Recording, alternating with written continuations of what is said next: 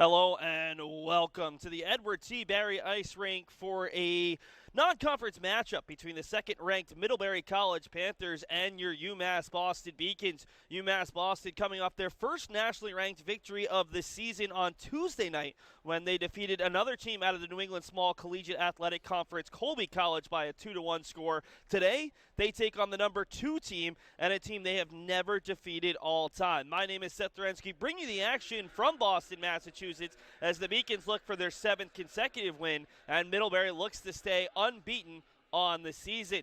Let's take a look at the all-time series, and as I mentioned, it has been all Middlebury, a 7-0-0 mark in which they have shut out the Beacons 5 times, including each of the last 3. These two teams met back in 2016 when the Beacons made their lone NCAA tournament appearance, and it was a 4-0 victory for Middlebury in a game that was a little bit closer than that. UMass Boston had kept the game to 1-0 through the first 30 minutes before Middlebury used a big late surge in the second to take control of the game. Last season, it was Middlebury earning a 4-0 win up in Middlebury, Vermont on their large Olympic sheet of ice. The Beacons play in a much smaller rink, which they think should give them a little bit of advantage today against the team speed and depth of Middlebury. Last year, it was Caty Flagg, 45 saves on 49 shots. 3 of Middlebury's 4 goals came on the power play. Right now, we'll take a look at some highlights from the Beacons' win on Tuesday night, their first win over a nationally ranked program since the 2017 season.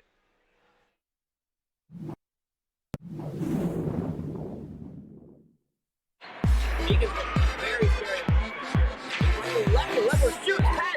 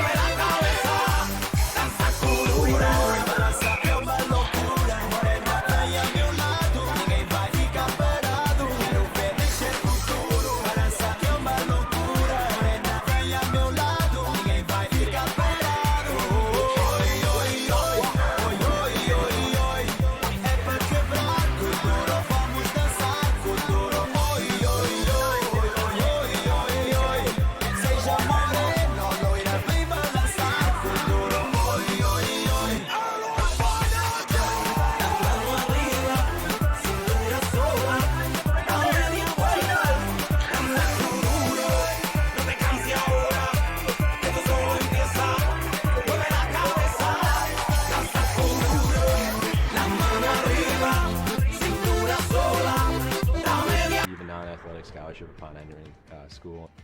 I got the presidential scholarship, which was huge for me. I think there's more opportunities for academic scholarships in Division III. I did receive academic scholarships. Just being involved on campus, being a leader, all those things combined kind of get me recognized. It's a great experience for me. Katie Leffler, junior forward, Key Largo, Florida. Erica Lund, senior forward, Kingston, Massachusetts. Kelsey Ryan, junior forward, Burlington, Mass. Bree Colucci, senior defenseman, Lancaster, New York. Addie Buddington, freshman defenseman, Chicago, Illinois. Caty Flagg, senior goalie, Methuen, Mass.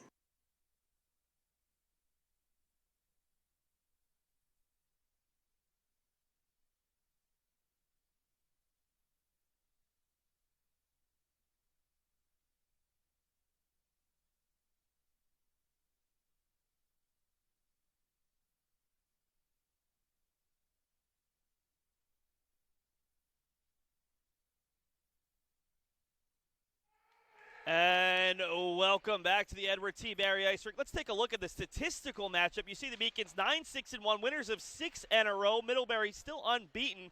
Beacons did just hand Colby their first loss of the season on Tuesday night. Middlebury, a phenomenal defensive side. This group has allowed just 0.5 goals per game, and already this season they posted 4 shutouts. For the Beacons, their goals against average has gone down drastically over their 6-game winning streak, allowing just 1 goal per contest. Let's take a look at the individual leaders for this side. Middlebury has played less games. For the Beacons, it's been a nice balanced offense. 4 players with 6 or more goals. Katie Leffler has been red hot. She had a penalty shot goal against Colby to tie the game. On the opposite side, Jenna Lettery and Maddie Light on the top line. The center and right wing have been very strong this year. Maddie Bayard, the third line left winger, leads the team with 5 assists. Let's take a look at the goalie matchup for today's contest. Caty Flagg, well, she's been the number 1 goalie all season. Anna Goldstein has split time with Lynn Han, the senior captain, but Goldstein gets her second consecutive start. Had 10 saves on 11 shots the other day in a win over SUNY Potsdam. Our player to watch, that's Caty Flagg. You look at the numbers over the last 6 games, a .966 save percentage and a 1-point goals against average, already making her 4th start this season against NESCAC opponents. Flagg has a .936 save percentage, has made 40 or more saves in all 3 of those starts. A 5-0 loss to Williams College, a 3-2 overtime loss to Bowdoin College, and then that 2-1 victory the other day against Colby, as Middlebury controls here in the early going in the navy blue uniforms with the white stripes. The Beacons in their home whites with the blue pants and the blue numbers. It's controlled by that top line as Flagg makes her first save of the contest. Puck kept in the zone by Eva Hendrickson, the sophomore out of Edina, Minnesota, along the blue line. Edina, a powerhouse in both boys and girls hockey in the state of Minnesota. So the Beacons able to clear the zone. Saw the Beacons starting lineup right after the national anthem. For Middlebury, they go with Mary Thompson, Maddie Light, and Jenna Lettery. The defensemen are Anna Zumwinkle and Eva Hendrickson, and Anna Goldstein, the junior out of Edina, Minnesota, gets the start in net. It's controlled right now by Saxer, who struggles to pick it up off the wall. Now she turns, tries to get through a couple players, and just misses Leffler. This should be an icing, and we'll get our first whistle of the contest just over a minute gone by. Referees for today's contest, Michael Frost, Richard Zanetti, Kyle Fournette, and Matthew Drew. As you see, the Beacons head coach Dom Losey along with assistant Annie Rush. Losey, 19-21-3 for her career, played in the NESCAC at Bowdoin College and was an assistant at Bowdoin and Trinity College before joining the Beacons coaching staff last season. There's a shot from the point, knocked away by Flagg as the Beacons able to deny Kiara Vasquez, the sophomore from La Quinta, California. Erica Lund, the Beacons captain, trying to dig it out against a pair of Middlebury players. Sydney Portner was being joined there by Delaney Ganawicha, who had a pair of goals in the victory over SUNY Potsdam. Controlled along the near side, it's Vasquez. Another shot through traffic. Flagg able to make the save as that one nearly got through the 5-hole. And through the first 2 minutes, Caty Flagg has been her typical self, extremely strong. Last season, 45 saves on 49 shots. 3 of the 4 goals against her came on the power play. The Beacons senior goalie out of Methuen, Mass, making her 60th career appearance and 53rd career start, has a career goals against average below 2. Started her career at the University of New England in her second year with the Beacons and has done a tremendous job this year. Has started all but one game and has played in every contest as Kaylee Kozik looks a little bit worse for wear after getting the shot block on that look from Alexis Ryan. Ryan with the puck up top, able to give it off for Elise Park, and Park will send it down low, able to find a teammate there for a moment, and then it'll come out of the zone. That was Ellie Barney, the right winger. Long stretch pass for Maddie Bayer, the team's leader in assists, is broken up, and it'll be tipped up over the Beacons bench, and we'll get a stoppage. UMass Boston, an up and down first semester, where they found themselves below 500 overall. And in conference, you see Bill Mandigo. He is the winningest coach at all three levels of women's hockey. 583, 155, and 47. A four-time national coach of the year. Has won multiple national titles and has won the New England Small College Athletic Conference Coach of the Year award about a half dozen times. Literally an institution up there at Middlebury in his 32nd season. As there's another shot block for the Beacons. This time it's Lund who's slow to get up. Last shift it was Kaylee Kozik, as Lund is still gimpy right at the top of the slot, finally able to start moving a little bit. And Lund is able to pick it up wearing the C today for the Beacons, but she's stripped of the puck behind the net. Good work from a Panther, still alive below the goal line. It's Molly Dalby, the freshman of Silver Spring, Maryland, just outside of Baltimore. And it's Katie Leffler coming away with it, finds the stick of Kelsey Ryan, and now Ryan will provide a little bit of forecheck pressure. Ryan, Leffler, and Lund on the first line, and it's Ryan looking for Leffler, and she's unable to get a shot off as a pair of defensemen dove in front of her to deny an early look. Still, Anna Goldstein has not seen a shot in the first 4 minutes. Eva Hendrickson dishes it off for Ellie Barney. Barney out towards the red line, but not much further as it's broken up by Saxer. Controlled by Hendrickson along the far side. She'll dump it in as Middlebury gets a pair of changes. Saxer chases it down along the boards, goes off boards, but an easy play here for Claudia Vera, freshman out of High Bridge, New Jersey. Into the zone, Middlebury's had quite a few chances, but most of them for distance as a one-timer is slapped wide off the stick of Maddie Light, the top line center. Light, one of several players who wears an A on this Middlebury team as the puck is just barely kept in. Great defensive work there from Jenna Lettery. Beacons have another chance to clear, and it's Mia Sacco out of the zone, but not much further.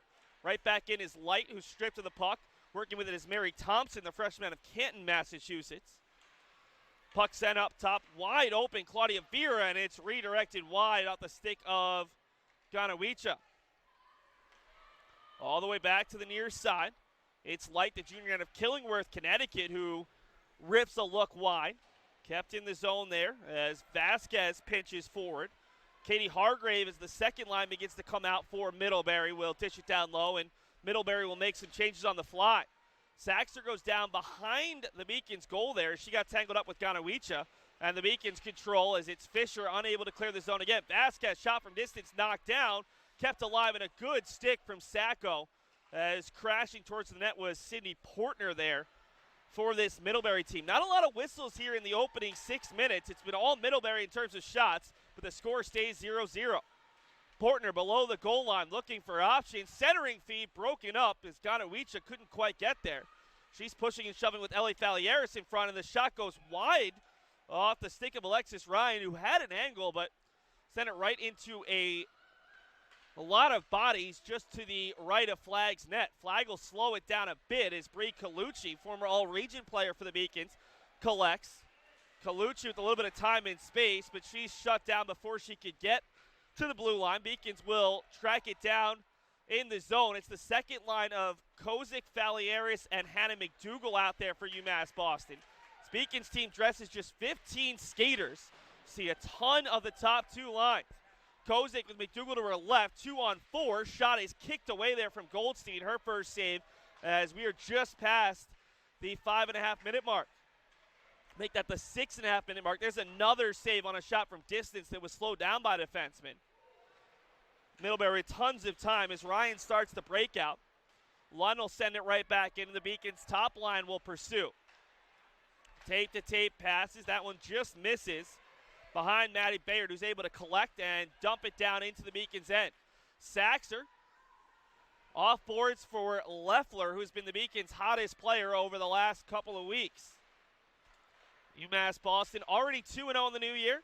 Middlebury 1-0 as Leffler tried to get the backdoor feed for Ryan. Not a lot on it, but Beacons able to retain possession. Leffler looking for a player at the point.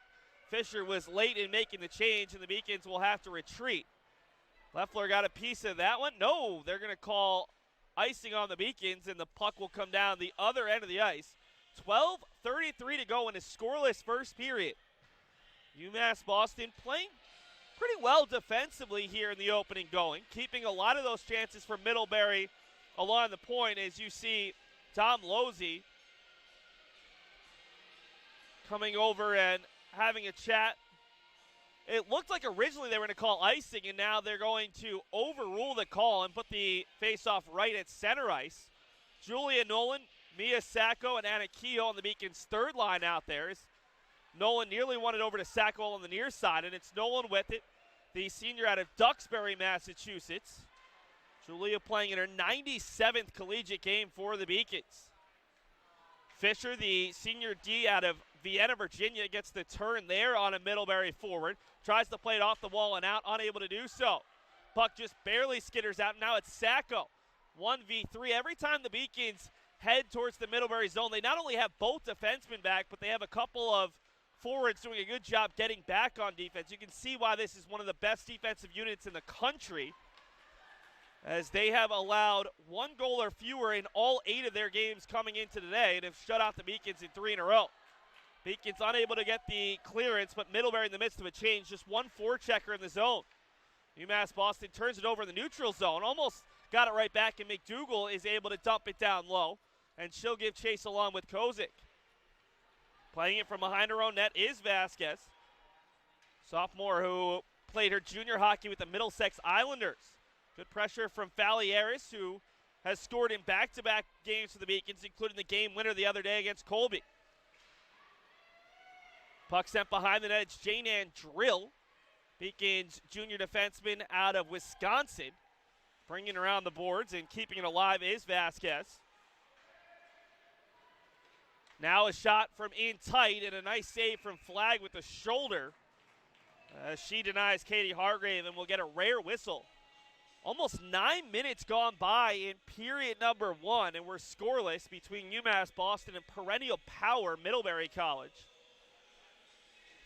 Be an offensive zone draw for the Panthers as they'll have the third line. Ashley McDonald taking the face-off against Lund, but she's kicked out, and they'll replace her with Ellie Barney. Barney wins it, and the shot from McDonald whistles wide. Beacons trying to get it out of the zone. Working with it is Lund, who's forced to move it around the boards, and unable to get there first is Buddington. Drill with time and space, tries to float it out for Ryan and just misses her.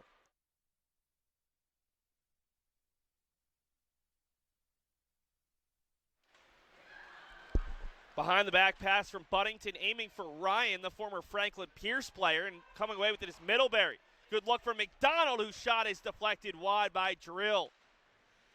Beacons team, a large part of their success recently has been doing a lot better job in their own defensive zone, getting in some shooting lanes, breaking up some passes, and just turning the puck over a lot less in their own defensive zone. That was a major Achilles heel first semester, especially early on first semester when the team went through some difficult losing streaks. Into the zone with it here is Molly Dalby, and a glove save for Flagg, who has been by far the most important player on this Beacons team this year. As I mentioned, she has started all but one game this year for UMass Boston, and with backup Olivia Petito transferring to Plymouth State, she's the only goalie on the roster who's seen any minutes this season. As third stringer Madison Ramsey, a sophomore out of Avon, Massachusetts, is yet to appear in a game. Petito played 20 minutes this season, so Flagg coming in today had played 97.6% of the minutes. Talk about an absolute workhorse for this Beacons team. Offensive zone draw won by Middlebury, but unable to get a look off was Thompson. It's the top line out there for Middlebury against the Beacon second. Pass to the near side, and the look from Zumwinkle. Stopped by Flagg. A big part of the Beacon success is also making sure that Flagg has been able to actually see pucks, and that time Zumwinkle had nobody in front of Flagg trying to cover the eyes of the Beacon's goalie.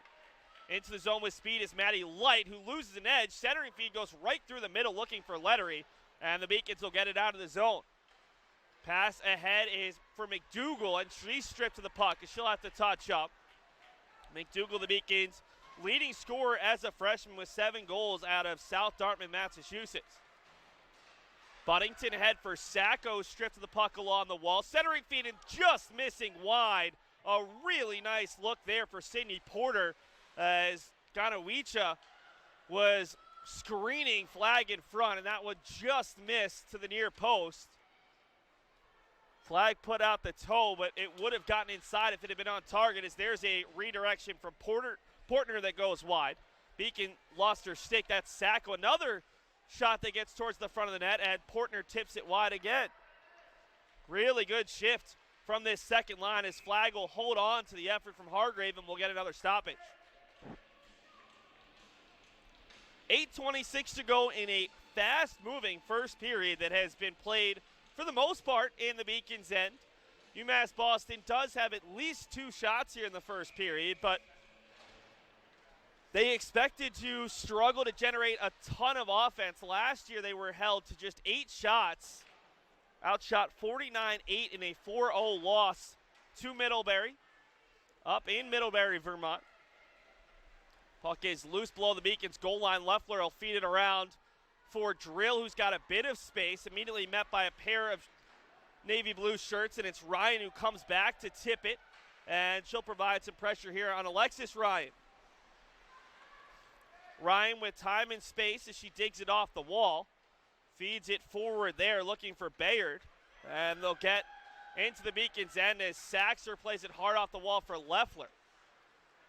Big difference between Middlebury and Colby the other day is that Colby gave the Beacons a little bit more space in the neutral zone. Middlebury's done a great job of neutralizing some of the Beacon's speed. The Beacons control in the zone, at least for a moment here. Coming over to get it is Alexis Ryan, and she'll easily clear the zone. She was aiming there for Audrey Lazar, team's extra forward, the freshman of Orchard Park, New York. Home of the Buffalo Bills, who enjoyed a very strong season before falling in a little bit of a collapse the other day against the Houston Texans. Ellie Falieris tries to pick the puck off the boards against the pair of Middlebury players. Kept alive by Fisher, finds McDougal, takes a shot, and it's kicked away by Goldstein. Easily the best save of the day for the junior goaltender for Middlebury. And a nice look from McDougal, and now it's Falieris in tight. Can't really get a look. Puck still loose. Kozik the turnaround shot as Falieris was still on the ice. I'm not sure if that ever got in on Goldstein, and now it's Cahill providing a little bit of forecheck pressure. Puck is still loose, and Middlebury content to clear the zone with Lazar. Middlebury gets 5 new skaters out there, and the Beacons will have a chance to easily get it out of their zone for a rare opportunity. Fisher ahead for Kozik, and it's picked up by Lettery as it's the top line for Middlebury. For Maddie Light, Light skating in on a 3-on-3 from the near circle, dishes it back for Lettery, and Light all the way up top for Vera. Vera's shot bounces around, hit a couple of players, and finally ends up along the near boards. That one took a pair of deflections on its way towards net. Vasquez, a slap shot that hits her own player on the ice. That was Thompson who was down in the slot. Still controlled by Lettery. Top line for Middlebury creating some chances. Vera, another slap shot, ends up bouncing off of Flagg on a redirection. And with 5.5 to go, this is still a scoreless first period as Flagg has stood up to the test. Mia Sacco, 1v4. What can the freshman do? She gets below the goal line, needs reinforcements. 5 Middlebury players in the zone versus just 1 Beacon as the Beacons in the midst of a change, and Middlebury able to break out. Thompson with it, 1v4. Thompson's shot kicked away by Flagg, and the rebound bounces over for Sacco. Feeds it ahead for Lund, who gets upended. And not enough for a call, as Lund was really skating right into the Middlebury defender, who did not initiate contact. Ryan content to chip it down low, and it's Leffler using her speed to try to win the puck back. Great reach from Leffler as she provides a little bit of forecheck pressure. Ganawicha, 2v2 into the zone, takes a shot, Flagg the save, and the rebound bounces out to the near side for Hargrave. Hargrave upended by Buddington. Puck is still loose along the near side with under 5 to play in the period. Talini Ganawicha, the freshman out of Rochester Hills, Michigan, will send it over the far side. Pass gets all the way up top here for Ryan, whose shot's knocked away by Leffler. That caught her skate on the way through. Back up top, it's Elise Park. Park shot well wide the net. Karam's off the back of the cage. Ganawicha thought about the wraparound, but it was denied by Buddington. Beacons unable to get it much further than the blue line, and Middlebury will get a 5-man change. Drill with time and space as we hit the 4-minute mark of the first period. Her pass just out of the reach of Ryan, and it's corralled by Hendrickson of Middlebury. To the far side, it's Hendrickson once again. Her pass intercepted, and Lund able to find the tape of Leffler, but there are no white shirts in front of her, and she'll dump it into the Beacons. We'll get the second line out there. 3:40 to go in what has been a fast-moving, entertaining first period as the Beacons go toe-to-toe thus far with Middlebury. Certainly outshot in the period, but Caty Flagg and the defense has held strong thus far. Lizzie Saxter stripped of the puck in a bad spot. It's Bayard into the zone. Waiting, still has it along the boards, gets reinforcements in Barney. Barney centering feed, and the one-timer shot from McDonald is tipped wide. Good redirection by McDougall. Shot from the point, and it's McDougall stepping in front of that look from Hendrickson. How many blocked shots does this Beacons team have already? Good news is they're not playing tomorrow, so they can get in the ice bath and rest up. So this Beacons team will be off until next Friday when they take on the Boston Shamrocks. An exhibition game against the junior program here in the city of Boston. Good speed into the zone. It's Keating, the fourth-line center out of Wilton, Connecticut. Have not seen a lot of this fourth line today from Middlebury. Dalby, centering feed, finds the stick of Kozic, who looks to break the other way with speed. Kaylee Kozic, the sophomore out of Wexford, Pennsylvania, sends a shot that goes up into the face mask of Vasquez, who will knock it down to the blue line.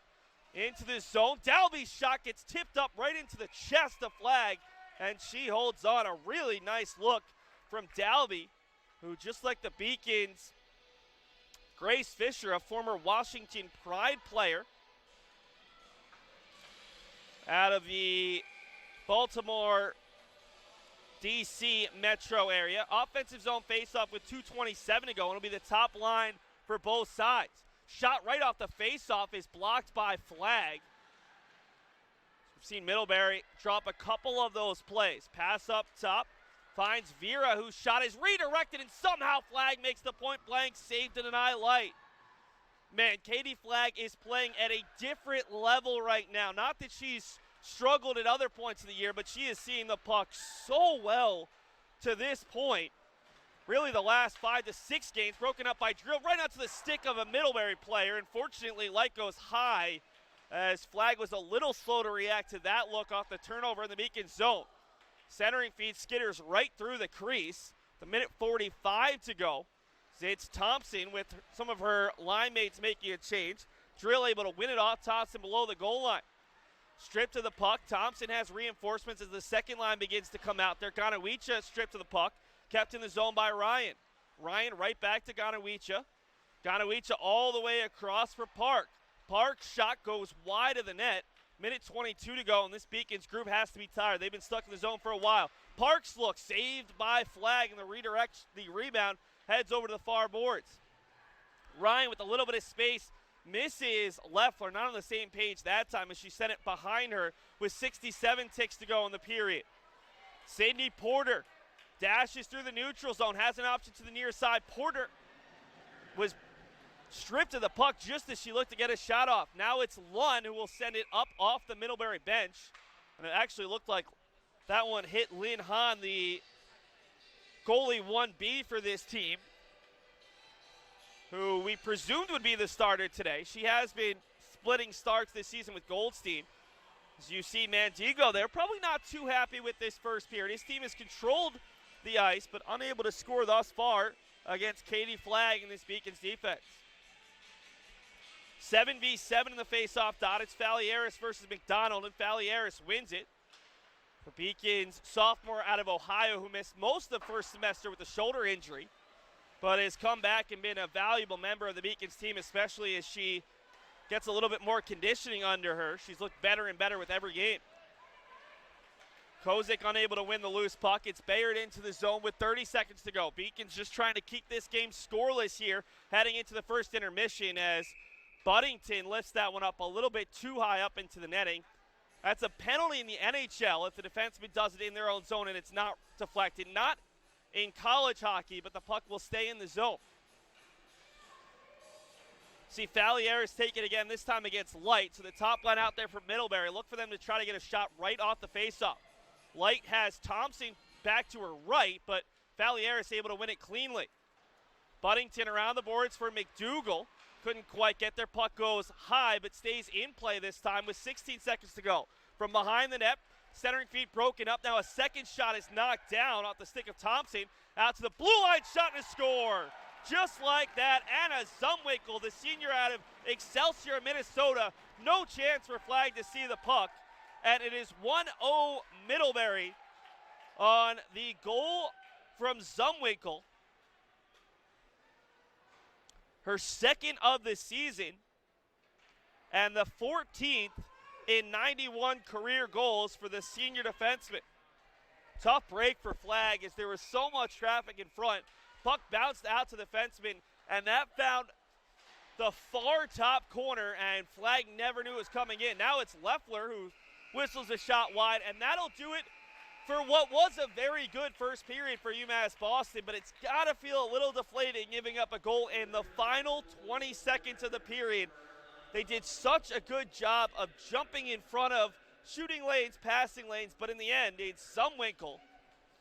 And the final 20 seconds, maybe even 15 seconds, that gives Middlebury, the visitors, a 1-0 lead after one.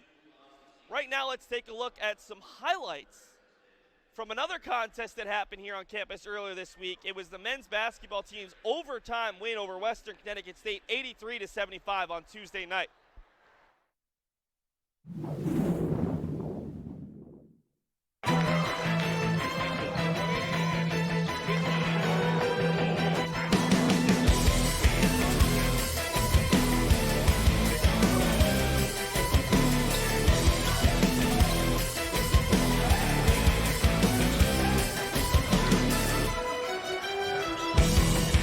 I'm at war with the world and they try to pull me in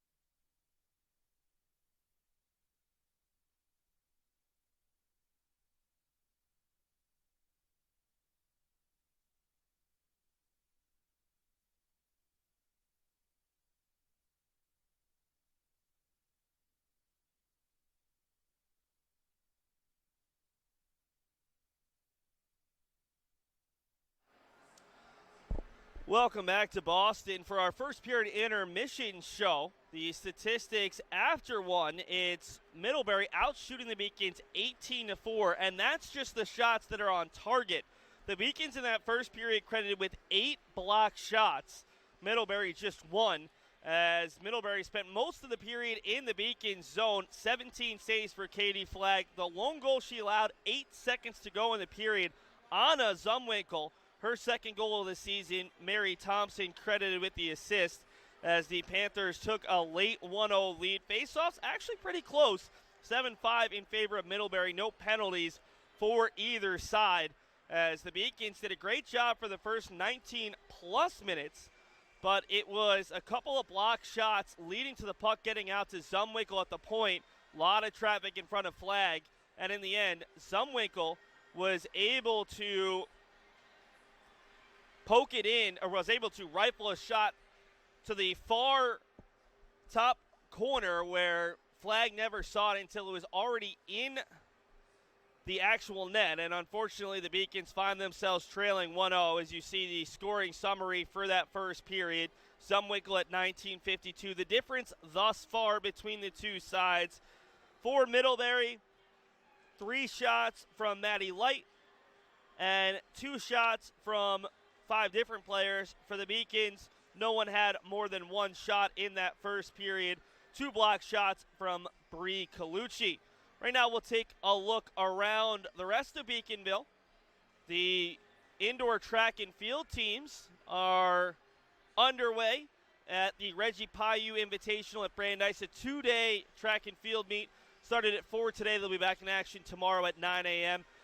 The men's hockey team there at Skidmore College in their first of 12 consecutive conference contests to end the regular season. Men's basketball travels to Leslie University tomorrow at 1:30. Women's basketball is at Clark University at 3 p.m. on Saturday. Let's take a look at some highlights from the men's hockey team's first win of 2020. It was a 9-2 victory over Albertus Magnus in the first game of the Codfish Bowl tournament.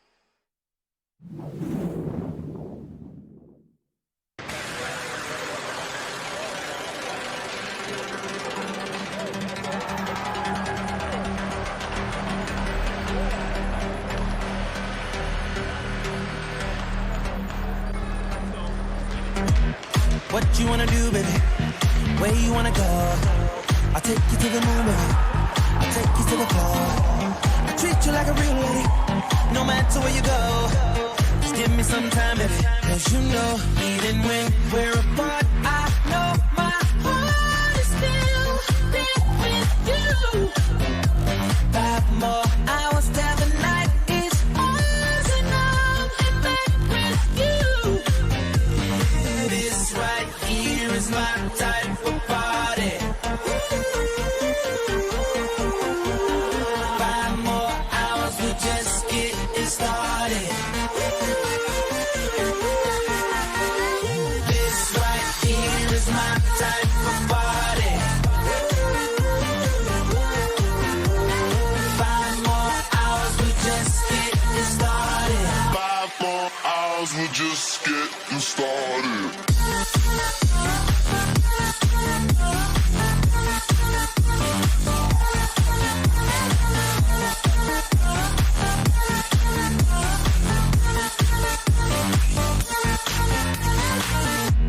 How you wanna feel, baby?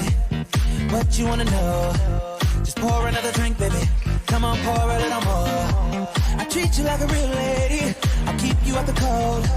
I'll give you all my time, baby. You know, even when we're apart, I know my heart is still there with you.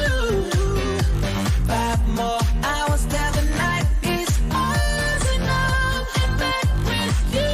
This is, yeah, this right here is my type of party. Yeah, yeah, yeah, yeah. 5 more hours, we're just getting started. This right here is my type of party. No, this is my type of party. 5 more hours, we're just getting started. 5 more hours, we're just getting started.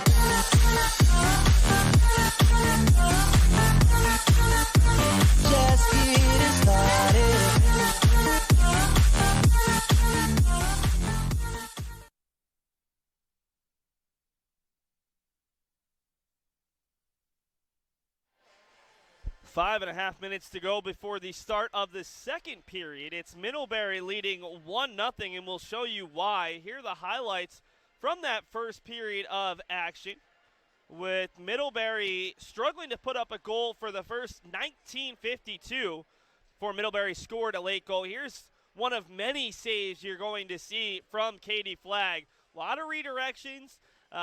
Some of them have been bad for Middlebury, tipping it wide, but they've also created some really good look off of some of those deflections. This is the Beacon's best shot, a kick save from Goldstein off the stick of McDougal, and then not sure the Beacons actually were able to put a shot on target there, but at least got some bodies close to the crease of Goldstein, who is coming off a 10-save game and a 5-1 win over SUNY Potsdam. That was the goal, and let's show it to you again. Knocked down off the stick of Thompson. Out to the blue line shot and score. Just like that. And first look and slow it down for you, as there's just so much traffic in front. It actually looks like it was Buddington who might have screened her own goalie there as she got tangled up, tried to get out of the way of it, and Flagg never saw it. So that was the goal from Anna Zumwinkle. Mary Thompson picks up the assist. Still 4:10 to go before the start of the second. Let's take a look around the rest of the conference. It's a busy non-conference day in the New England Hockey Conference. And we lost graphics, but I'll be able to read it off to you. Nazareth College leads Plymouth State 2-1 in the second period. Johnson and Wales leads Salve Regina 2-0 in a battle of teams out of Rhode Island. Becker College leads New England College 1-0 at the end of the first. And in the late game today, Castleton takes on former New England Hockey Conference member Nichols College at 6 p.m. A look ahead for UMass Boston. We mentioned the exhibition game next Friday.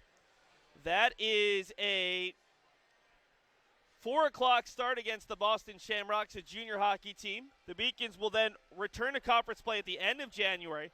They'll host Salem State at 4 p.m. on January the 24th, a team they've already defeated on the road this year 4-0. And then they'll take on Boston rivals Suffolk University on the 25th of January, Saturday at 5:30 p.m. Earlier this season, Suffolk came from behind to defeat UMass Boston 2-1. Those two teams played in the New England Hockey Conference quarterfinals a year ago, with the Beacons earning a 2-1 win. We'll take a commercial break and be back in just about 3 minutes, as it's Middlebury, the second-ranked team in the country, leading UMass Boston 1-0 after one.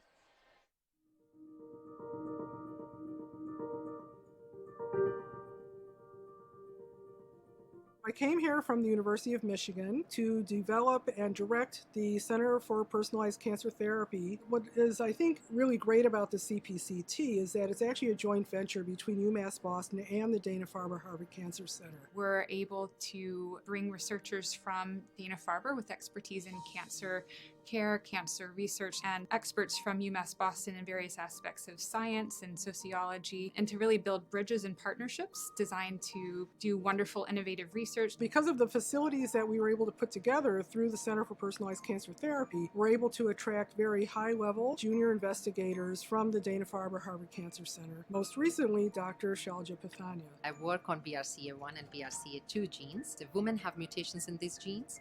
They have almost 80% chance of getting breast cancer. We now have, or will have for the first time, an insight into why these cells are becoming tumor cells. And having that information is critical in designing the preventive or even therapeutic strategies that can help reduce BRCA1 cancer or BRCA2 cancer. I have the right kind of collaborators around me. It's a perfect recipe to do some very innovative research that pushes the science further. For our project, there's no way we could do this work without the partnership of UMass Boston and the diversity that it brings and the expertise and community-based research. I think that UMass Boston has a little different position in developing the STEM pipeline than the private universities do. We started a program with UMass Boston called Set Sail for Success to help first-year students in the College of Nursing and Health Sciences. One of the aspects about partnering with UMass Boston that was especially important to us at Harvard Pilgrim is the fact that its student population that it educates and that graduates stay in this area. We have a really tremendous group of young, promising minority students. I have no doubt that they have a bright future, whether it's in cancer research or clinical care or leadership or community activism. Those are the kinds of leaders that we need in the Commonwealth. And we're going to be ready with open arms and hands once they graduate from UMass Boston. The opportunities are there, and UMass Boston is really making a difference to make them be ready.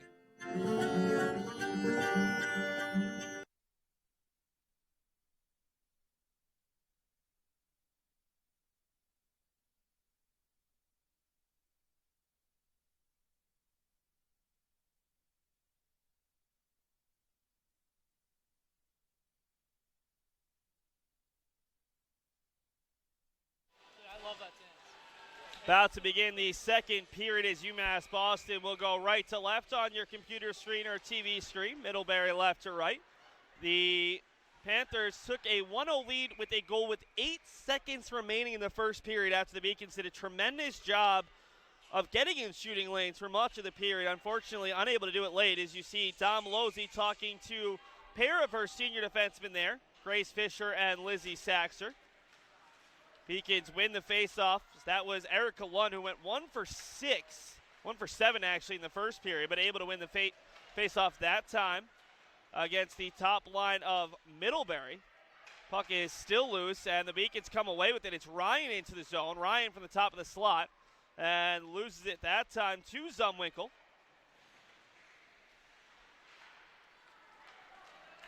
Coming out of the zone with speed is Maddie Light. Light across, and whistling it well wide is Jenna Leteri. Middlebury player gets taken out behind the play. That was Light. Middlebury fans not happy with the lack of a call, but the referees say play on.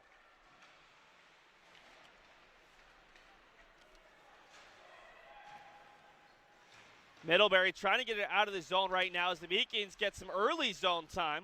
Leffler runs right into a Middlebury player. And the Panthers will clear the zone. Bringing up with speed is Hargrave, second line left winger, who whistles one high. Did not miss by much on the riser. Puck is loose, and Sacks are able to clear the zone. Ahead for a Beacon who gets taken down. That was Falieris. UMass Boston is offside, but they wanted a call there.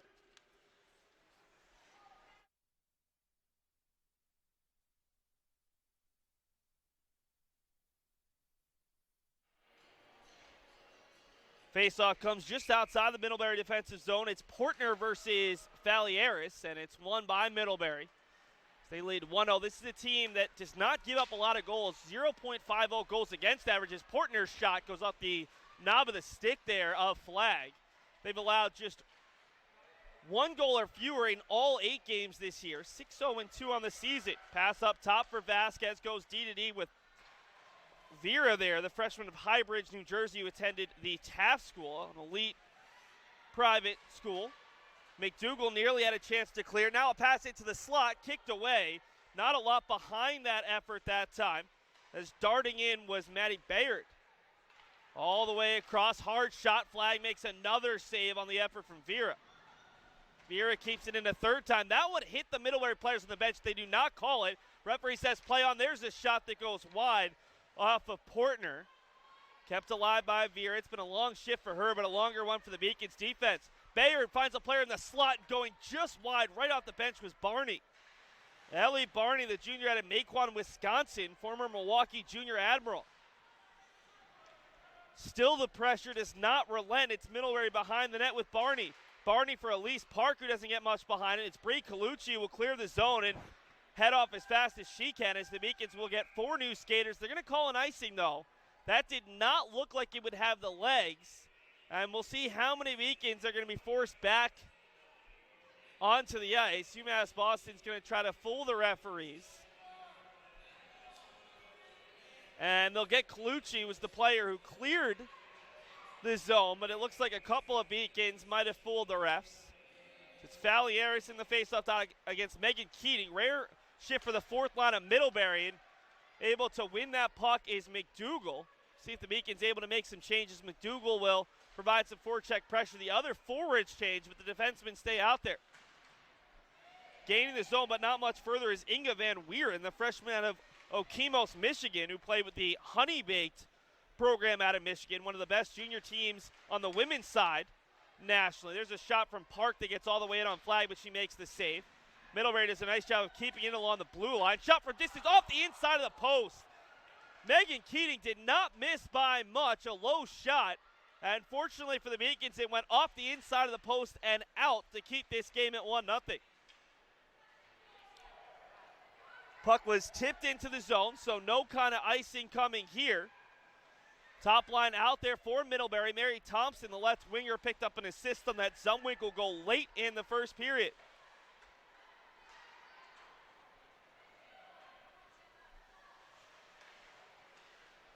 Around the boards, it's Thompson. Thompson struggling to get it off of the boards. Finally able to dish it down low for Letary. Letary's pass all the way through and will come out of the zone just past Hendrickson. The sophomore who played her high school hockey with Edina High School. There are several Edina products on this Middlebury team. A high school that is famous for their high school hockey just out of Minneapolis. UMass Boston had a volleyball player who was from Edina High School and was an All-American in her own right. Jane Ann Drill around the boards, whiffs on the clear, and it will give Middlebury a chance. Leffler comes back, pokes it away. Lunn, a dangerous pass right through the middle, somehow able to find Ryan, and the Beacons clear the zone for a millisecond. Back to Drill, who struggles to find the puck amongst her skates, and finally finds Leffler and now Lunn. Lunn has Ryan to her right. Instead, she'll keep it herself. She'll dump it down low, and the Beacons will give chase. First player to it is Vasquez.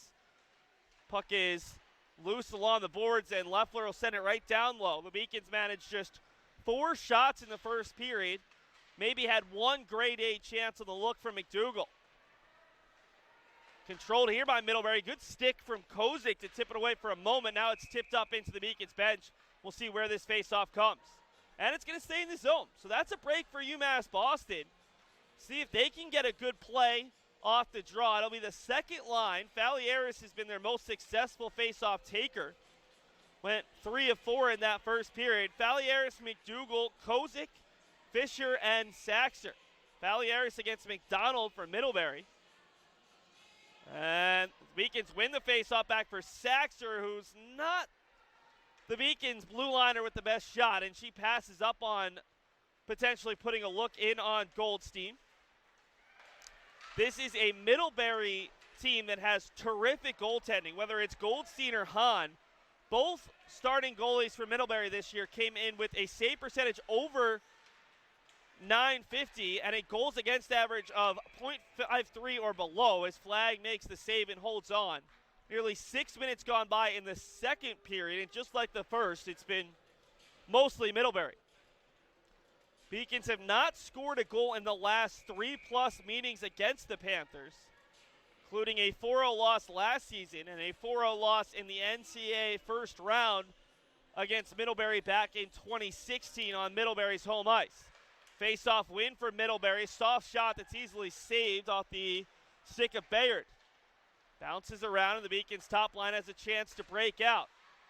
Pass from Ryan looking for Leffler is broken up, and it's McDonald with it. McDonald loses the puck at Buddington, the freshman out of Illinois.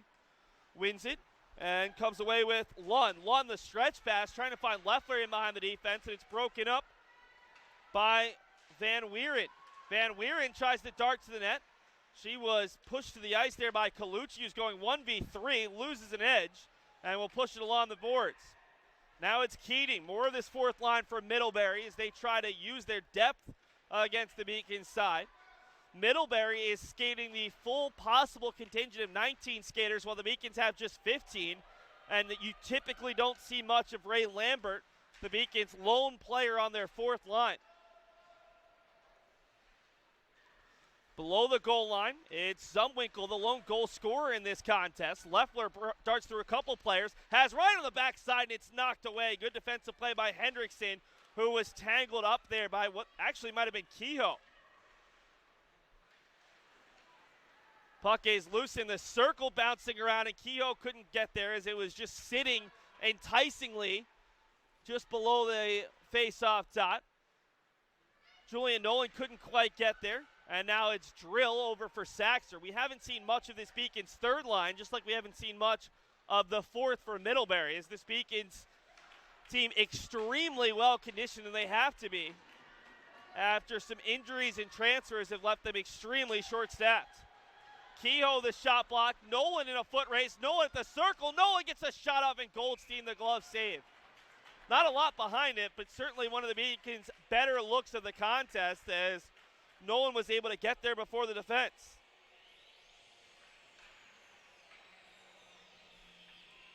Offensive zone draw, and again it'll be the second line who gets a chance here. Colucci is out there. She's got one of the better shots of the Beacons blue liners, but this time the faceoff is won by Middlebury as it's the top line out there for the defensive zone draw. Vasquez plays it out of the zone ahead for Maddie Light, the junior out of Killingworth, Connecticut. Light all the way behind the net, looking for the centering feed of Leteri, and it goes right through her. Kept in the zone by Vasquez. Below the goal line for Light, up top, finds Vera. Vera has it broken up, and it's Kozik chasing after the puck, and a good back check by Kiara Vasquez to break up the mini opportunity. Colucci tried to clear the zone, now gets it back, plays it off the boards, looking for McDougal. And McDougal finds the tape of Falliera's quick shot, and it goes off the blocker of Goldstein. Centering feed off the stick there of Goldstein. The Beacons keep it alive. Coming back to get it is Kozik, who tries to flip it down low. Glove down and held on to by Vera. This has been the best maybe 2 to 3 shifts we've seen today for the Beacons offensively, creating some chances. Not enough for an icing, and Buddington will have to retreat. Buddington has a wide open player in Ryan. Top line back out there for the Beacons. Falieres back for Ryan. Ryan at the top of the slot. Shot gets knocked out. Falieres comes through. Her shot gets knocked out. Loose. Ryan pokes it just wide. Goldstein had the near side covered, but it was a good effort there from Ryan as the Beacons were able to win the bouncing puck a couple of times. Middlebury able to gain the zone this time by Hargrave, but it's the Beacons behind the net. Dangerous play there by Drill trying to skate out with it, able to evade one defenseman, and now it'll come out to the neutral zone where it's controlled by Middlebury. The Beacons get it back. Leffler dishes it off for Ryan, top of the circle. Easy save for Goldstein with no traffic in front. Backhand feed for Leffler, quick shot, and a nice job by Goldstein to cut down the angle. The Beacons have already matched their shots in the first period of 4 on target, probably in the last 3 shifts. This is the best we've seen UMass Boston play as we near the midway point of the second period, trailing just 1-0, thanks to a shot early in the period from Middlebury that caught the inside of the post and came out to keep this game at 1-0. Zumwinkle, the goal scorer, has it go off the back of a skate. Break for Middlebury as the puck stayed in, and the shot from Hendrickson goes off the shoulder of Flagg and out. Kept alive by Zumwinkle. Senior out of Excelsior, Minnesota. It's a Middlebury team that recruits nationally under the winningest coach in the history of women's hockey. As we're going to see a penalty against the Beacons. Jane Ann Drill hogtied Ellie Barney to the ice, and it's the one thing that the Beacons could not afford to do, go to the penalty kill today against a great puck-moving Middlebury team. And for the first time today, past the midway point of this contest, they'll head to the penalty kill. This is a good Beacons penalty kill. You see 88.7%, but it's also a good Middlebury power play at 23.3%, 7 of 30 on the year.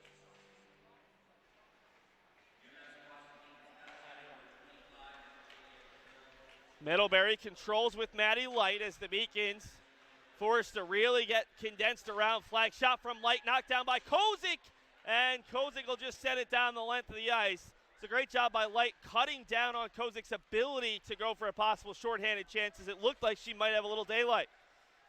Centering feed there for Leteri, and trying to break it up was McDougal. Kept alive by Light, shot from Zumwinkle, and Flagg will send it along the boards.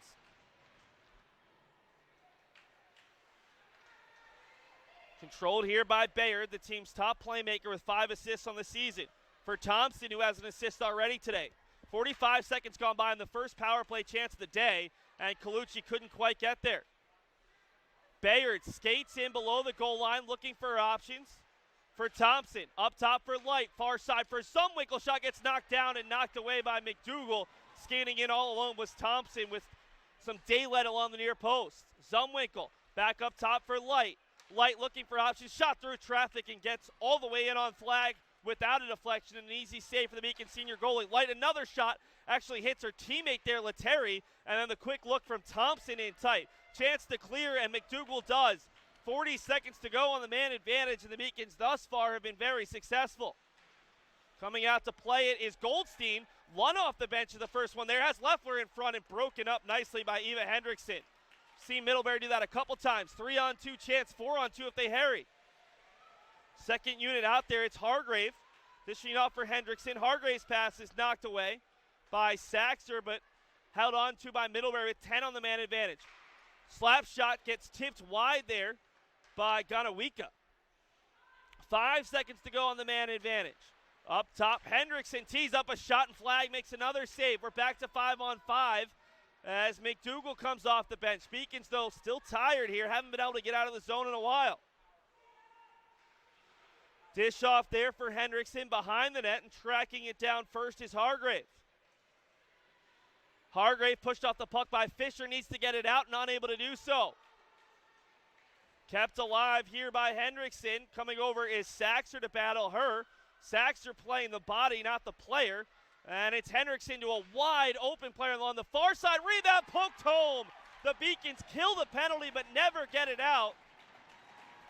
And it looks like the goal scorer will be Sydney Portner, the senior out of Andover, Minnesota, who was left wide open along the near post. And just like that, it's 2-0. A successful kill, but Fisher had a chance to clear and couldn't get it done. And that's the difference between playing with a team like Middlebury, who has all this skill, and finding yourself in a bit of a hole as the Beacons now trail 2-0 with just 7:02 to go in the second period.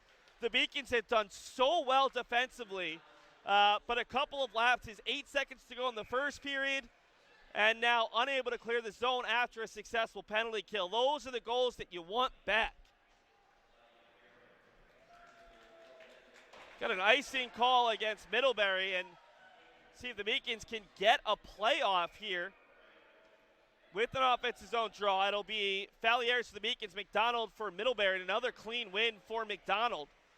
Beacons had a couple offensive zone draws. Kozik dishes off for Lund. Puck is still loose. McDougal trying to dig it out, as Kozik looked like she might have tripped up Ryan there. No call. Behind the net, Middlebury wins it with McDonald, who gets tripped up by Falliers, and it just like that, Middlebury will go back on the man advantage. An ill-advised reach there from Falliers, and Middlebury will get the goalie off. So the Beacons got a touch from Kozik, who's asking where's the call. Kozik still some good forecheck pressure, joined by Falliers, who ends up falling to her butt, and she will head to the box. Ellie Falliers, 2 minutes for tripping, and just saw Middlebury score a goal right after the power play ended. Now they'll look to add a power play goal and really put the Beacons at a disadvantage. UMass Boston last year gave up 3 power play goals in a 4-0 loss to Middlebury.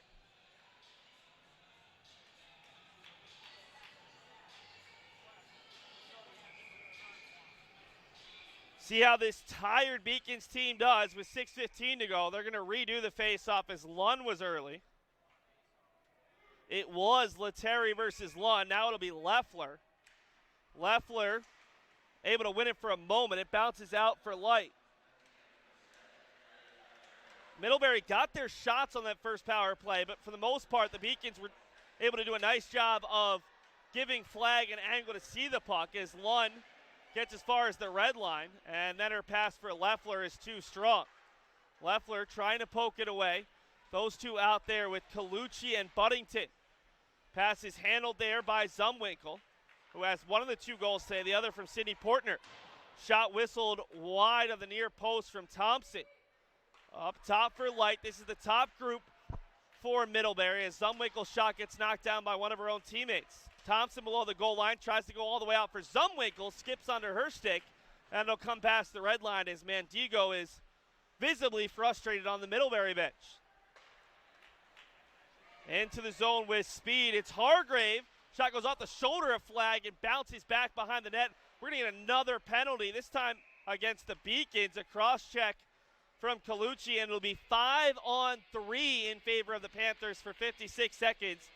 Beacons team did not commit a penalty for over 30 minutes.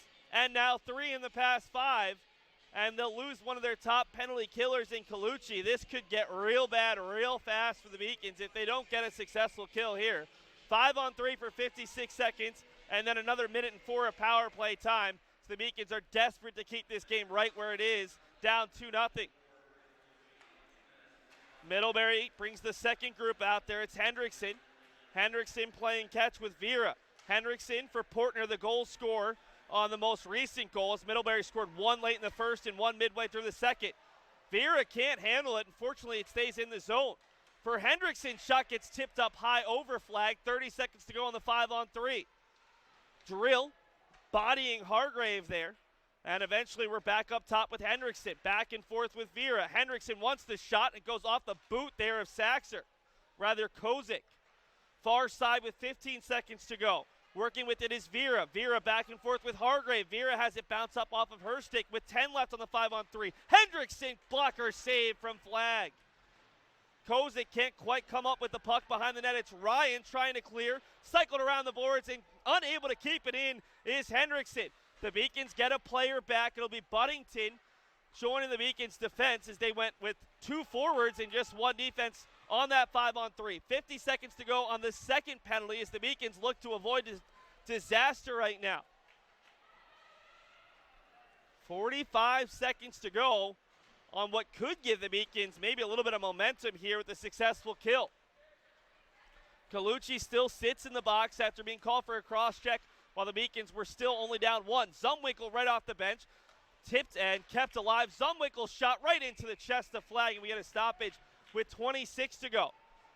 So the Beacons had a minute and 4 of successful 5-on-3 killing. Now 26 seconds left on the 5-on-4. And the big thing is, can the Beacons clear the zone if they get a successful kill? That was the difference between a successful kill and keeping the game 1-0 earlier on this period. Is they got the kill as a Middlebury player charges the net and the faceoff will come out of the zone.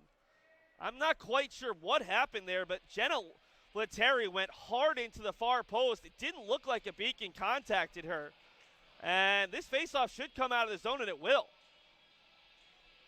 But the Beacons had a successful kill earlier on in the period, and then Middlebury kept it in the zone for another 40 to 50 seconds with tired Beacon legs, and eventually a rebound fell right to Sydney Portner, who was able to deposit the puck into a wide open net.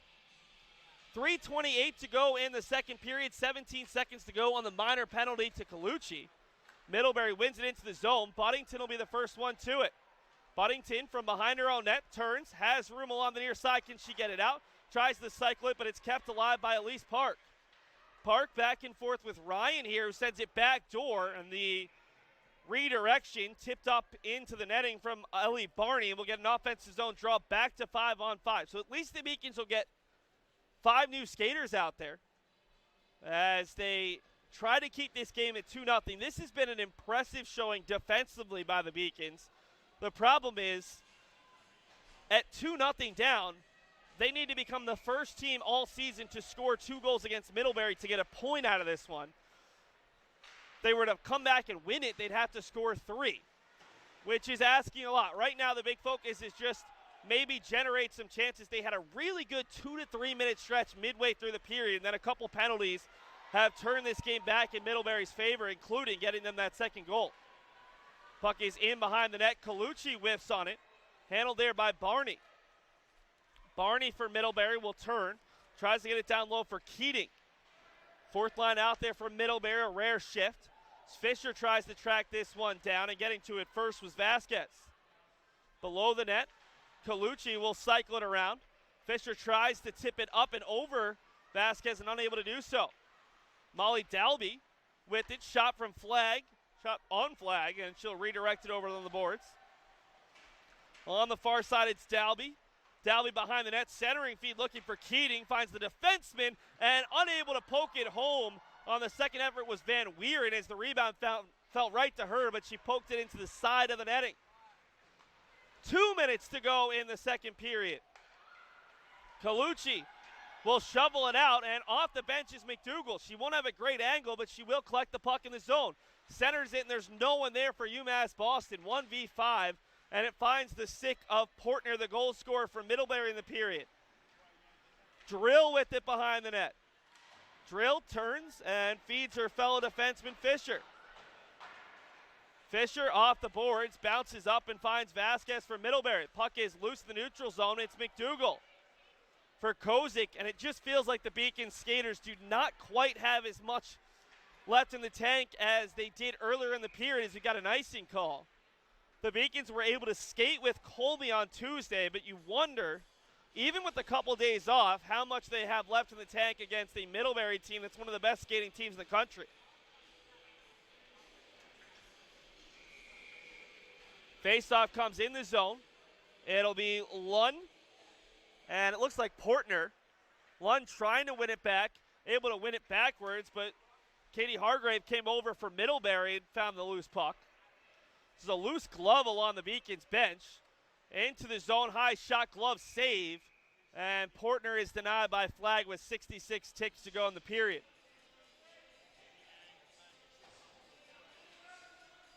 Offensive zone draw from Middlebury now. They'll send the top line. Light versus Lund. Puck is loose in the faceoff dot. Leffler nearly had it. Shot from Thompson is knocked down. Now a second effort. Rebound was loose in the crease, still bouncing around. And the puck will come along the boards. Colucci has it. Karam over for Leffler. Leffler gets very little behind the attempted clearance. Zumwinkle content to throw it along the near side. Colucci playing with the puck along the near side with 40 seconds to go. Stepping forward is Hendrickson back for Zumwinkle, who shot Karam's off the chest there of Flagg, who has been phenomenal once again for this Beacons team. She has given up two, but really not her fault on either of the goals. As the Beacons defenseman in front made it difficult for her to save the first one with a lot of traffic. And the second one, they were just too tired to get the puck out of the zone. Lund trying to clear it, down to 14 seconds to go in the second. The Beacons gave up the first goal of the game with 8 seconds to go in the first. Zumwinkle steps forward. She scored that first goal. Zumwinkle dishes it out. Leffler can't control with 3. On the far side, it's Leteri, whose shot is knocked away. A diving effort there by a Beacons player. It caught her in the hand, and we'll see if that Beacon is okay. It's Bree Colucci who dove in front of the shot to make sure it didn't get in on Flagg, and that will do it for the second period. Middlebury adds another, and they lead 2-0 after 2 in what has been a fun contest, controlled by Middlebury in terms of the chances, but the Beacons are proving that with each successive game they can skate a little bit better, a little harder. And this has been one of the better showings this year for UMass Boston on their home ice. Right now, let's take a look at a pre-produced video from December when the Beacons men's hockey team inducted the newest member of their team, a member of the Team Impact family as well. And here's the video. Did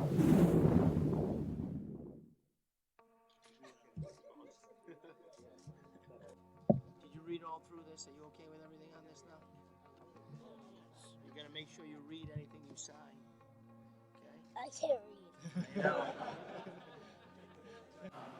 We love your energy, buddy, and you're gonna be a big part of our team and our success this year. So we have a lot of fun doing it. All right, it's official. It's right here. All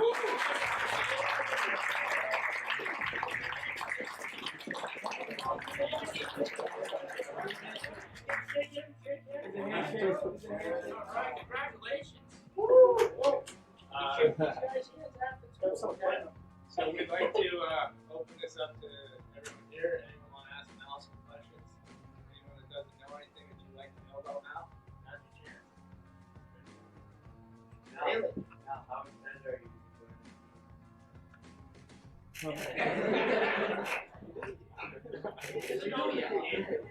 It's a work in progress. Mel, what is it that you're going to be doing on the team?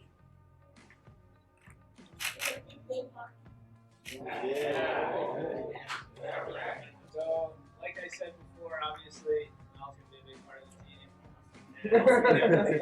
team. So, we got Mel.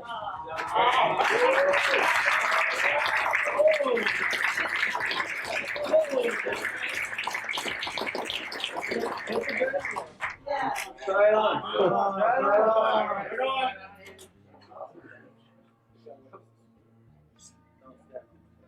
Oh, yeah.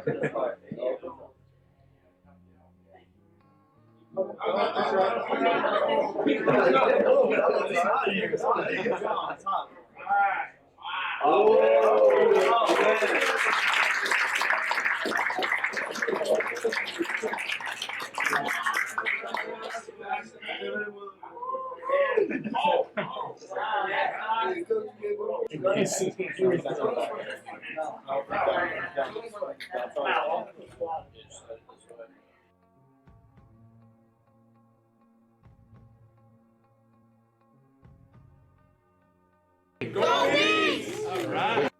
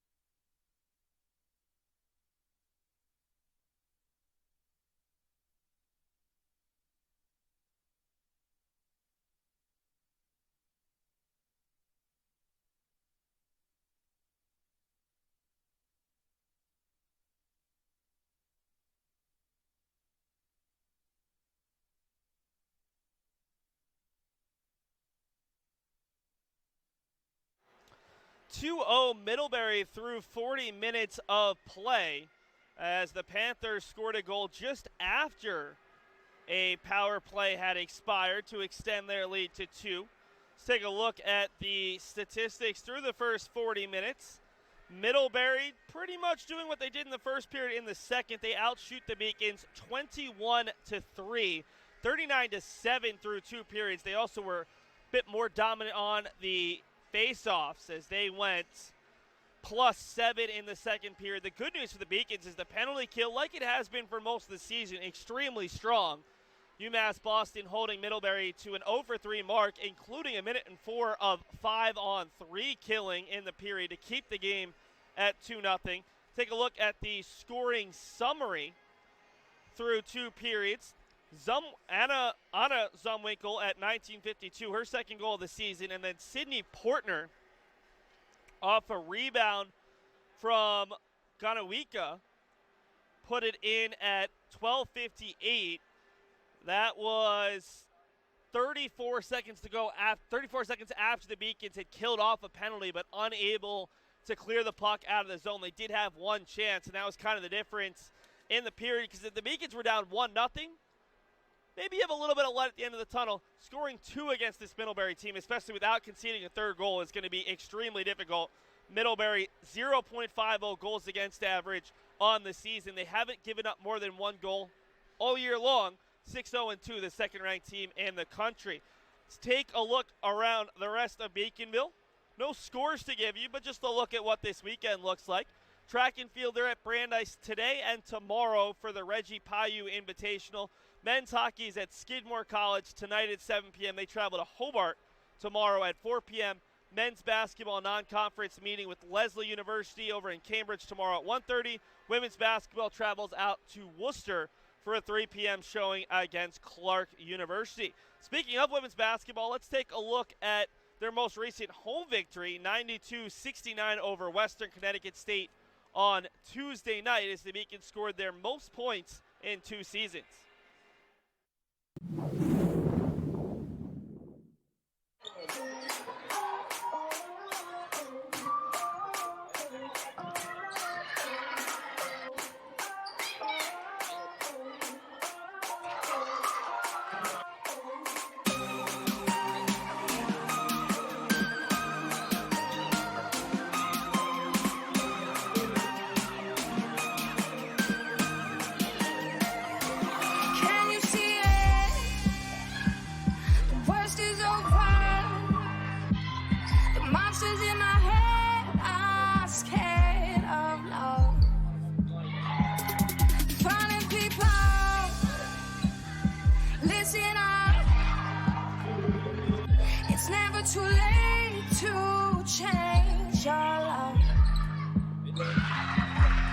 So don't let them steal your life.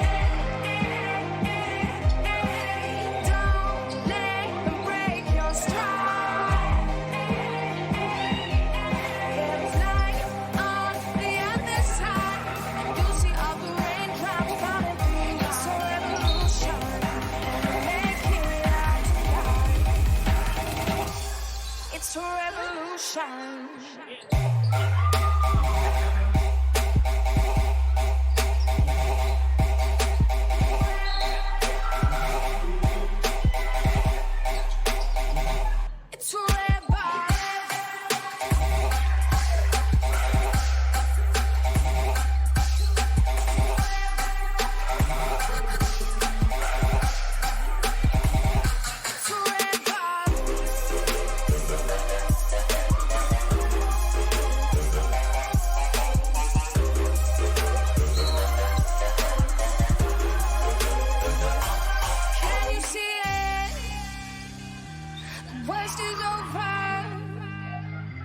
Monsters in my head are scared of love. Falling people, listen up. It's never too late to change your life. So don't let them steal your life. Don't let them break your stride.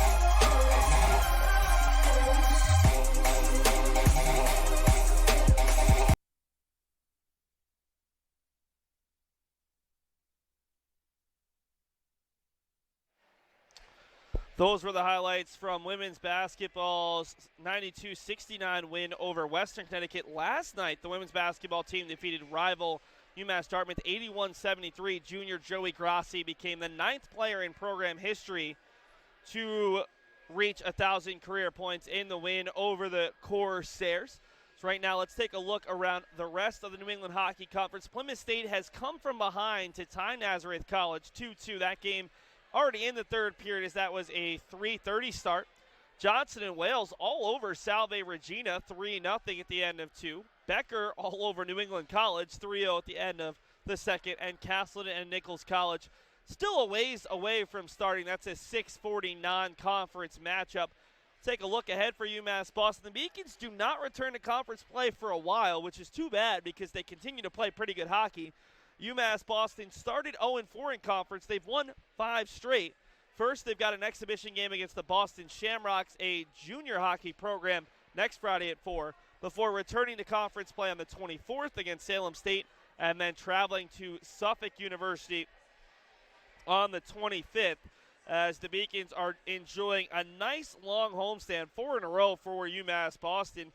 In fact, the Beacons have 8 of 9 games at home. Suffolk, that lone road game, before they come back home for 4 more. Let's take a look at the highlights from that second period.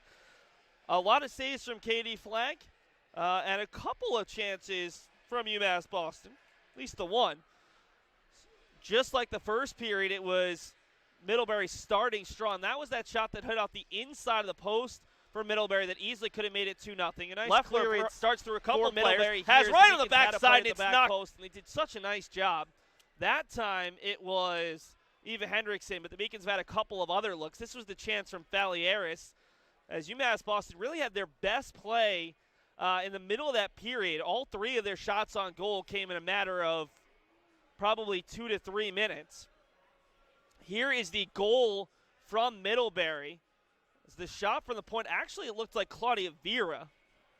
And then Middlebury continued. Seen a lot of power play chances for Middlebury's. There's the glove save from Flagg. If we can go back and take a look at that Middlebury goal and slow it down for you, the rebound comes off, I believe it's initially the shot from Vera.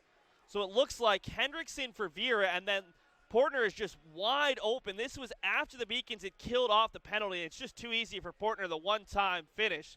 2:25 to go before the start of the third. It's Middlebury 2-0. We'll take a commercial break right up until the puck drop.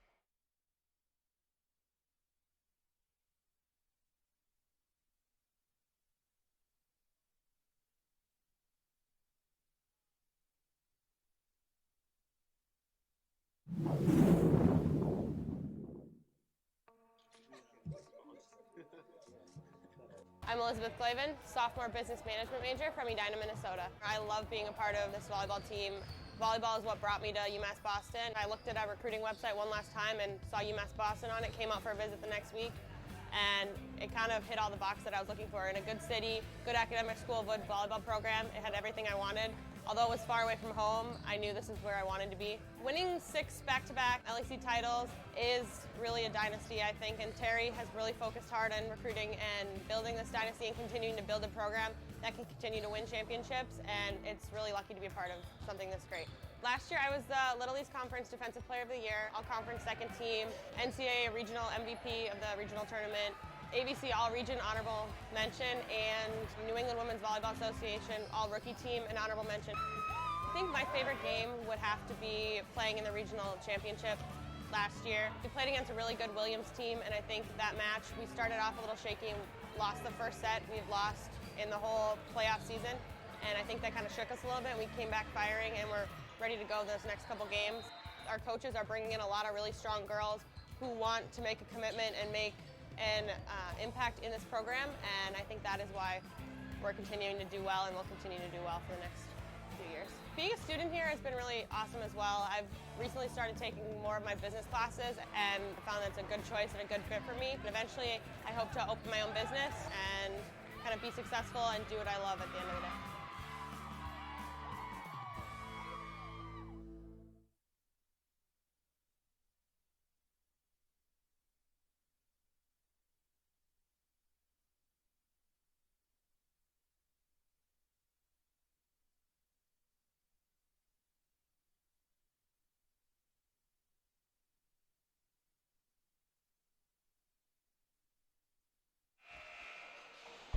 Beacon's second-year head coach, Dom Losey, giving instructions to her team as the Beacons try to beat Bill Mandigo in his 32nd season for the first time ever.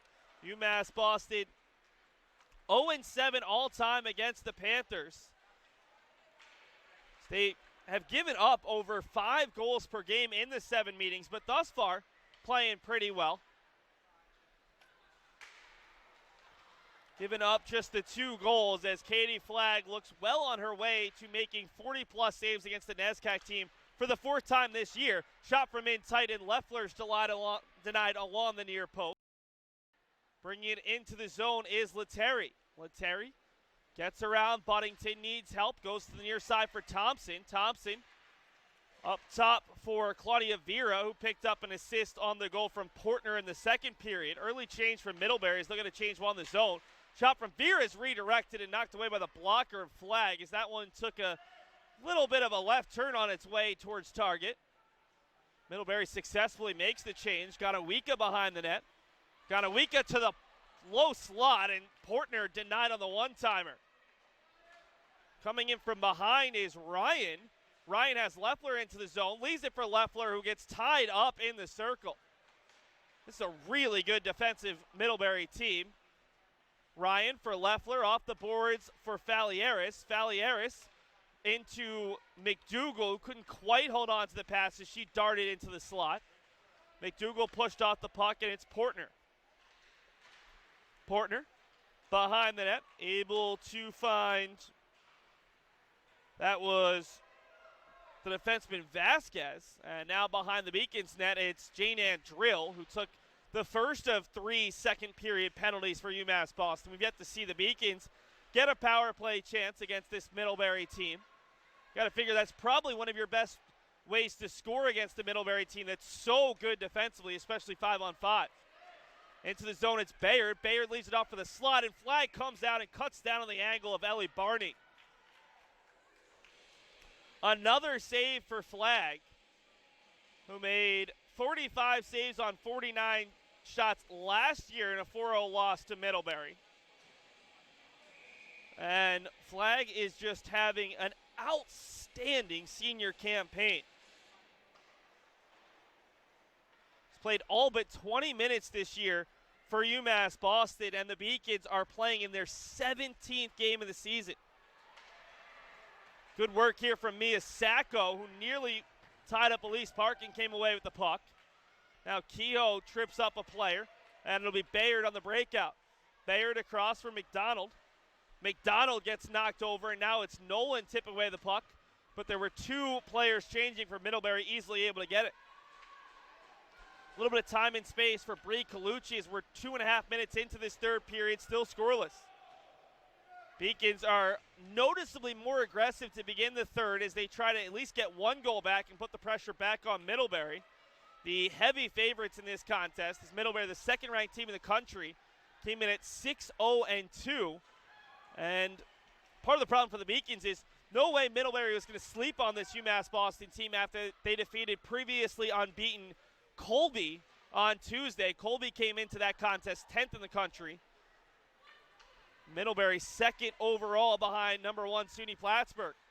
Leffler 1v5 in the zone, somehow able to hold on, and then throws it towards net where it's knocked down by Eva Hendrickson.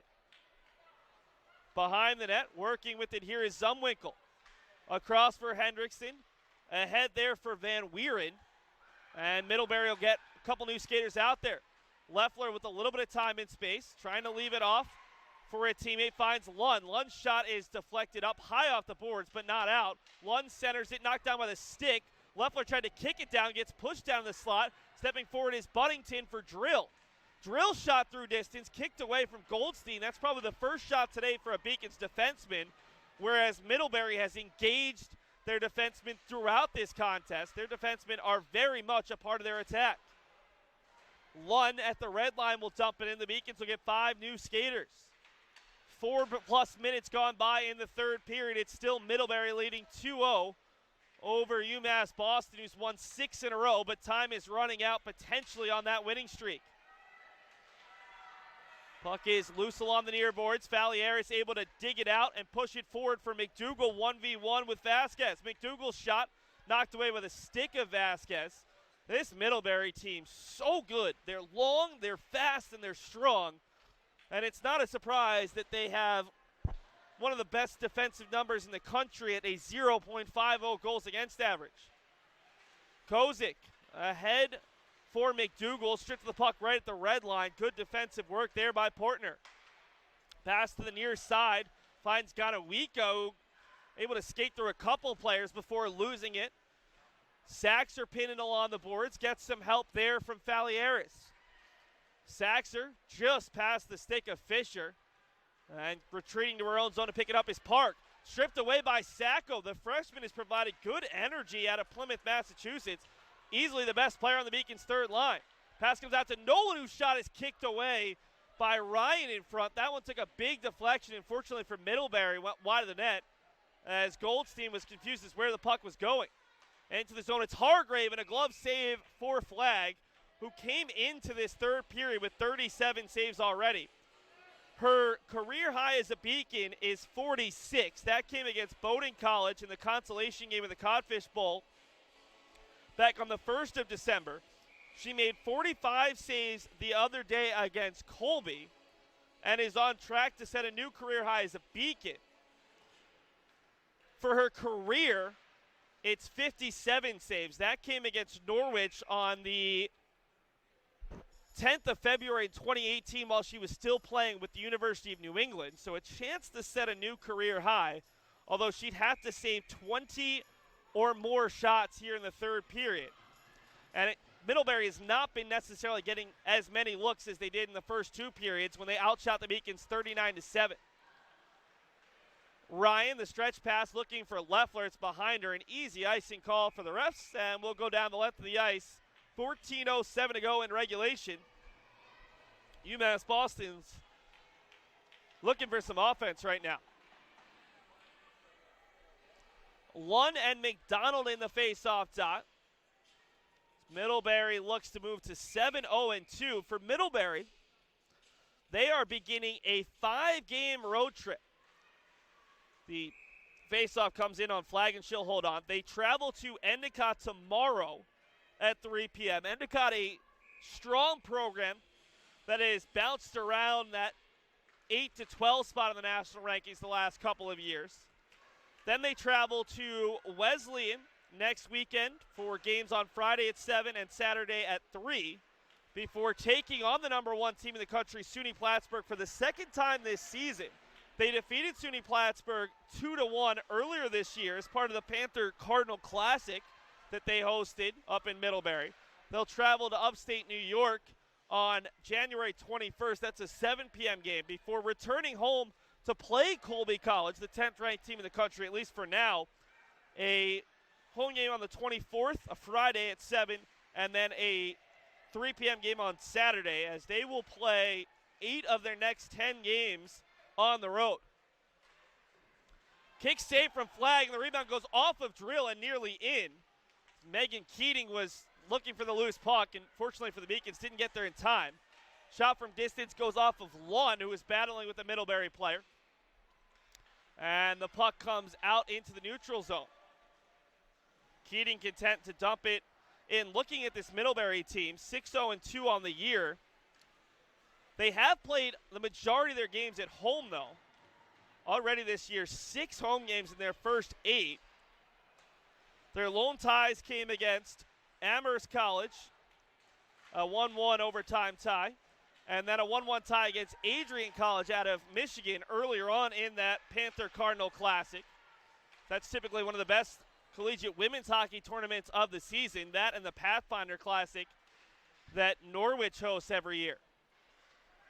Puck bounces around for Thompson, tries to feed it, but it goes off the back of the cage. Puck is loose, and McDougal will send it off the back of Falieris' skate. Poke checked away there. Good work from Alexis Ryan. Coming away with it is Falieris. Backhand feed for Kozik, and the puck bounces just wide of the net. Never got a shot off, but the puck was bouncing around in a positive spot. Falieris and a glove save from Goldstein. We get under 12 minutes to go in regulation. Win or lose for UMass Boston, this is going to be a good week for their confidence, playing a pair of nationally ranked teams as well as they have. For Middlebury, this is a business trip. They expect to not only win today, but tomorrow. Push their record out to 8-0-2 before they return to conference play against Wesleyan next weekend.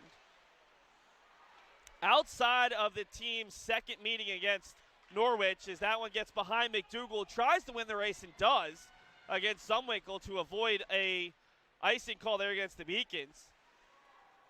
There are only 2 non-conference games left for Middlebury. The rest all NESCAC play. It's currently Middlebury 3-0-1 in conference action, 6-0-2 overall. The Beacons 9-6-1 overall, 5-4 in conference. Eva Hendrickson able to clear the zone, and Fisher retreats out past the red line. D-to-D pass for Buddington, who tries to send it down low. It's knocked down by Portner. Zumwinkle over for Hendrickson, has it knocked down. Keogh couldn't quite get there. Buddington shot from distance, kicked away there by Hendrickson in front of her own net. No one putting pressure, as the Beacons have used this third line more and more in the third period, with the top 2 lines struggling a little bit with the legs. Keogh couldn't quite handle it. And now it's a rare odd man rush for Middlebury. Haven't had all that many. Portner from the slot, high shot that was going wide as well. Mini 3-on-2 chance there for Middlebury. It's amazing how infrequently the Beacons have given up those shifts. So they have been content keeping their 2 defensemen behind the play at all times, and even maybe a forward to make sure they weren't giving up those easy chances for Middlebury, as Sacco collides with Vera, and the puck ends up in Vera's jersey there. We'll see a face-off just outside the zone. 10:16 to go in regulation. Middlebury scored with 8 seconds left in the first period. That was Anna Zumwinkle. And then Sydney Portner scored midway through the second period on a goal just after a power play expired to give Middlebury this 2-0 advantage. Fisher with options off the boards for Leffler. Leffler, a no-look feed, ends up on the stick of Vasquez for Middlebury. On the breakout, it's Bayard. Bayard 1v4. Bayard a shot kicked away by Flagg. And that's something to watch, even if the Beacons aren't able to get a goal. Just how many saves can Flagg rack up? Came in with 37 into this third period. It had 40 or more in every game this year against the NESCAC opponent. And easily is over 40 now. The question is, can she set a new career high as a Beacon? That number is 46. And then will she come close to her career high of 57 from when she was playing with the University of New England? Behind the Beacons net, it's Saxer. Bad Karen that goes right to a player there. That was Keating. Centering feed, puck is loose. And Keating sends the loose puck wide. Still tracking after it. And she'll go down low for Dalby. Dalby 1v3. And the Beacons come away with the puck. It's Saxer, although Dalby is providing some great forecheck pressure. Middlebury able to get 5 new players out there. Shot from distance, and Park is denied by Flagg. Saxer tries to clear the zone. It was knocked down by a glove and thrown right back into the zone by Alexis Ryan.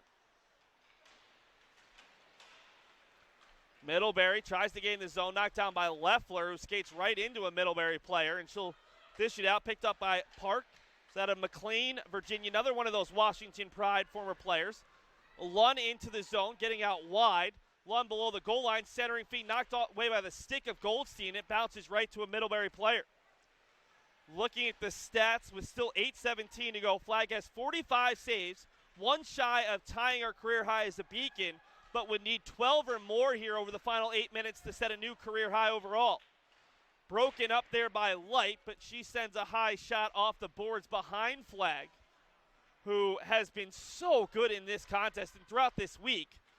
45 saves the other day on 46 shots against Colby, and now has 45 on 47 shots today, so 90 saves on 93 shots this week.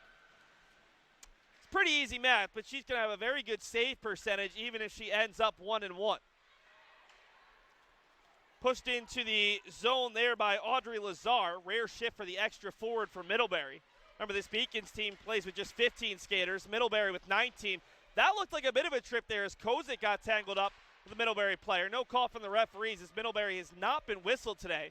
They averaged just 5+ penalty minutes a game. The Beacons came in at 8.8. They've been whistled for 3 minor penalties. Puck is loose right at the blue line. Eventually dug out there by Ganawika. Ganawika sends a shot right onto the skate of Drill. Valieris clears it out, and it's a foot race between Sacco and Vera. Vera not only wins the puck, but sends Sacco to her butt, and off the boards, it's played forward for Barney. Allie Barney looking for a pass, centers it, and the shot from Bayard is kicked away by Flagg. To the near side, it's McDonald. McDonald stripped of the puck, and the pass goes past Sacco. Now another foot race for an icing, and they will whistle the Beacons with 6:30 to go.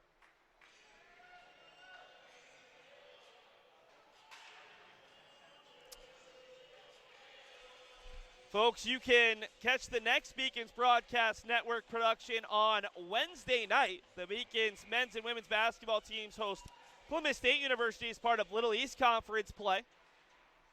The next hockey broadcast is on Friday when the men's hockey team hosts Babson College at 7 p.m. We will have live stats of the exhibition game between the women's hockey team and the Boston Shamrocks, but no video. We'll have the next video webcast for you on Friday, January 24th, a 4 p.m. game against Salem State, as this could be another icing, and it will be. Beacons are trying these long stretch passes, and this is a gassed group right now. Right now, the shots 47-13 in favor of Middlebury. Goldstein with 13 saves today after making 10 saves on 11 shots the other day in the 5-1 victory over SUNY Potsdam.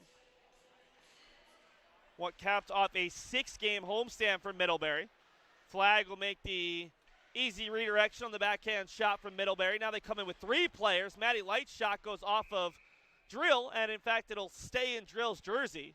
Love to see the final block shots for the Beacons, who've done a great job of trying to help out their goalie. Granted, the 2 goals they could have done a little bit better in terms of not taking away our eyes or getting the puck out of the zone, but for the most part it's been a great effort. The Beacons had 15 block shots credited to them in the first 2 periods, and probably closer to 20, if not more, here with 5:49 to go in the third. Behind the net, working with it is Lettieri. Lettieri up top for Ryan. Ryan dishes it off for Park. Park's centering feed goes off of Colucci. And behind the net, it's won by Lund, who will clear the zone, but that's about it. Park content to dump it in, and Middlebury will get a pair of new defensemen and a new forward. Those 2 players stay on for the forecheck. We're going to get a penalty. It looks like it was Maddie Light with a little bit of a check, and just like that, the Beacons get their first power play of the day. Beacons needed a little bit of life. This might be it, and I wonder if they'll use their timeout. Doesn't look like Don Malozzi is thinking about it. See the power play percentages on the season. UMass Boston 16.1%, 10 of 62. Middlebury unimpressive 95.2% on the penalty kill, 20 of 21. So it won't be easy for the Beacons. But this team has allowed just 1 penalty kill goal all season. But they've only allowed 4 goals all year to begin with. So 3 even strength goals and 3 power play goals. We'll see what the Beacons can do here on the power play. Did not score a power play goal the other day against Colby. Does not have many chances in that contest either. Middlebury able to clear the zone. It's going to be a boarding call against Light. Middlebury this season has given up the 1 power play goal. And another clearance as the Beacons have not been able to generate anything. Flagg will play it out for Colucci, who's out there with Lund, Leffler, Ryan, and Sacco. And the Beacons turn it over to begin their breakout to make it even easier on Middlebury. 70 seconds to go on the man advantage. Let's see if the Beacons can get set up. Colucci, a long stretch pass. Was it tipped? They say no, and an icing call on the power play. Talk about cardinal sins of hockey. That is not a good look from this Beacons group that, honestly, you just wonder how much legs this team has left as you see Maddie Light in the penalty box. Not looking too concerned right now with their team up by a pair, and the Beacons struggling to get anything going as Leffler wins the face-off for Colucci. And now we'll see if the Beacons can do a better job on the breakout. Long stretch pass.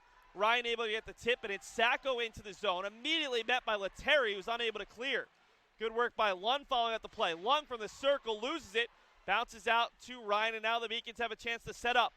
Saucer pass for Colucci. Shot goes off of Sacco, bounces over for Leffler along the near side. 35 to go on the man advantage. Leffler for Ryan. Leffler wants it right back. Riding a long point streak to the near side for Colucci, who loses it. Colucci tries to get a quick wrister that goes well wide. Ryan out top for Leffler with 20 on the power play. Leffler looking to go to work. Leffler dishes out for Ryan, who's being pressured by Portner.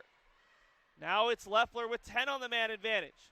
Ryan goes down low for Lund. The Beacons have 1 shot, but it was wide. There's Leffler shooting it, and it gets knocked away in front. Colucci has a hard shot go off of Alexis Ryan, and the power play is over.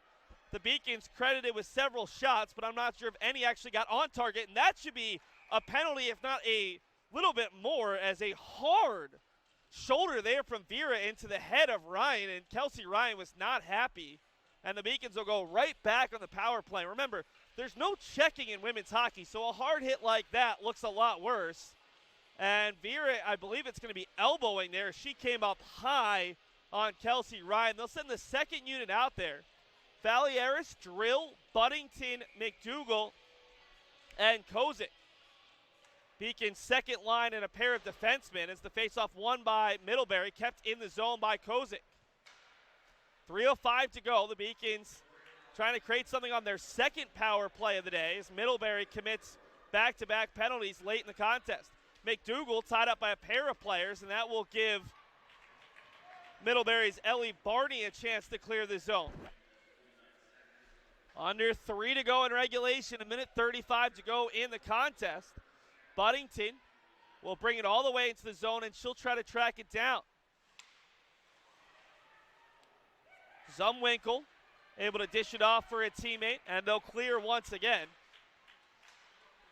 Drill with it now. 1:15 to go on the Beacons' second consecutive power play. Drill gets zone entry. Now she'll cycle around the boards. First player to it is Maddie Light, who just served a penalty. Valieris can't quite get there, and now a shorthanded chance for Portner. Portner has Letary to her right. Portner drags it out, goes off of Flagg. Now the shot from distance gets knocked down off the stick of Ryan. Light the spinorama as the Beacons just try to come up with the puck here as precious 6 seconds ticking off the overall clock and the power play clock. We'll get a stoppage with 1:54 to go and 43 left on the Beacons' second power play of the day as the top unit will come out for the Beacons. And right now the chance for a comeback, pretty slim. You'd love to get 1 or 2 chances here on the power play. Put a little pressure on the number 2 ranked team in the country. This has been a much better showing than a year ago against Middlebury. Beacons were outshot 49-8. UMass Boston has at least 13 shots at this point, and it's been honestly a pretty close game. Middlebury has dominated the chances, but they've struggled to score today against Flagg and the Beacons defense. Sacco right at the red line, immediately met by 3 navy blue jerseys. Great job by Ryan to keep it alive. Leffler gains the zone. Leffler play it off the boards. Picked up there by Zumwinkle, who will throw it back out and down the length of the ice. The Beacons have just 10 seconds remaining on the man advantage. Long stretch pass finds Leffler. Leffler didn't have an option, though. Dishes it off for Lund, who will try to tee up a shot. Gets knocked down in front. So the Beacons have 2 seconds left. Ryan from the slot, and her shot tipped wide by Alexis Ryan. Kelsey Ryan goes to a knee to keep the puck in the zone with 60 seconds to go in regulation. To the near side, it's Alexis Ryan for Middlebury. Tape-to-tape pass for Park. Park feeds it ahead for Hargrave. Hargrave has her shot deflected by Buddington as the Beacons have pulled the goalie. That one goes off the side of the cage. And now the Beacons will look to take advantage with the extra skater out there. Park hard off the boards. Kelsey Ryan struggling with it, loses an edge, and we're going to get a penalty on Middlebury. 3 consecutive penalties. It'll be Delaney Ganawika to the box, and the Beacons will have a 6-on-4 chance here with 33.33333 seconds left.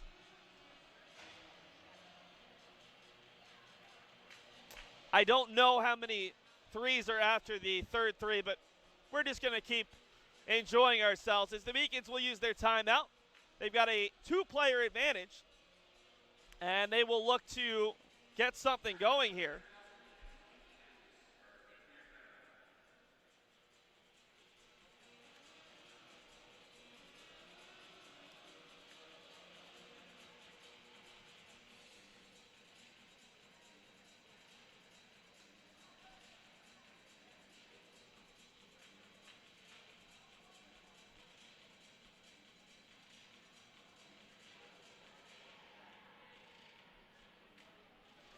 So the penalty to Ganawika gives the Beacons their 3rd power play chance of the game. Now remember, this Middlebury team came in 20 of 21, so not very easy to score.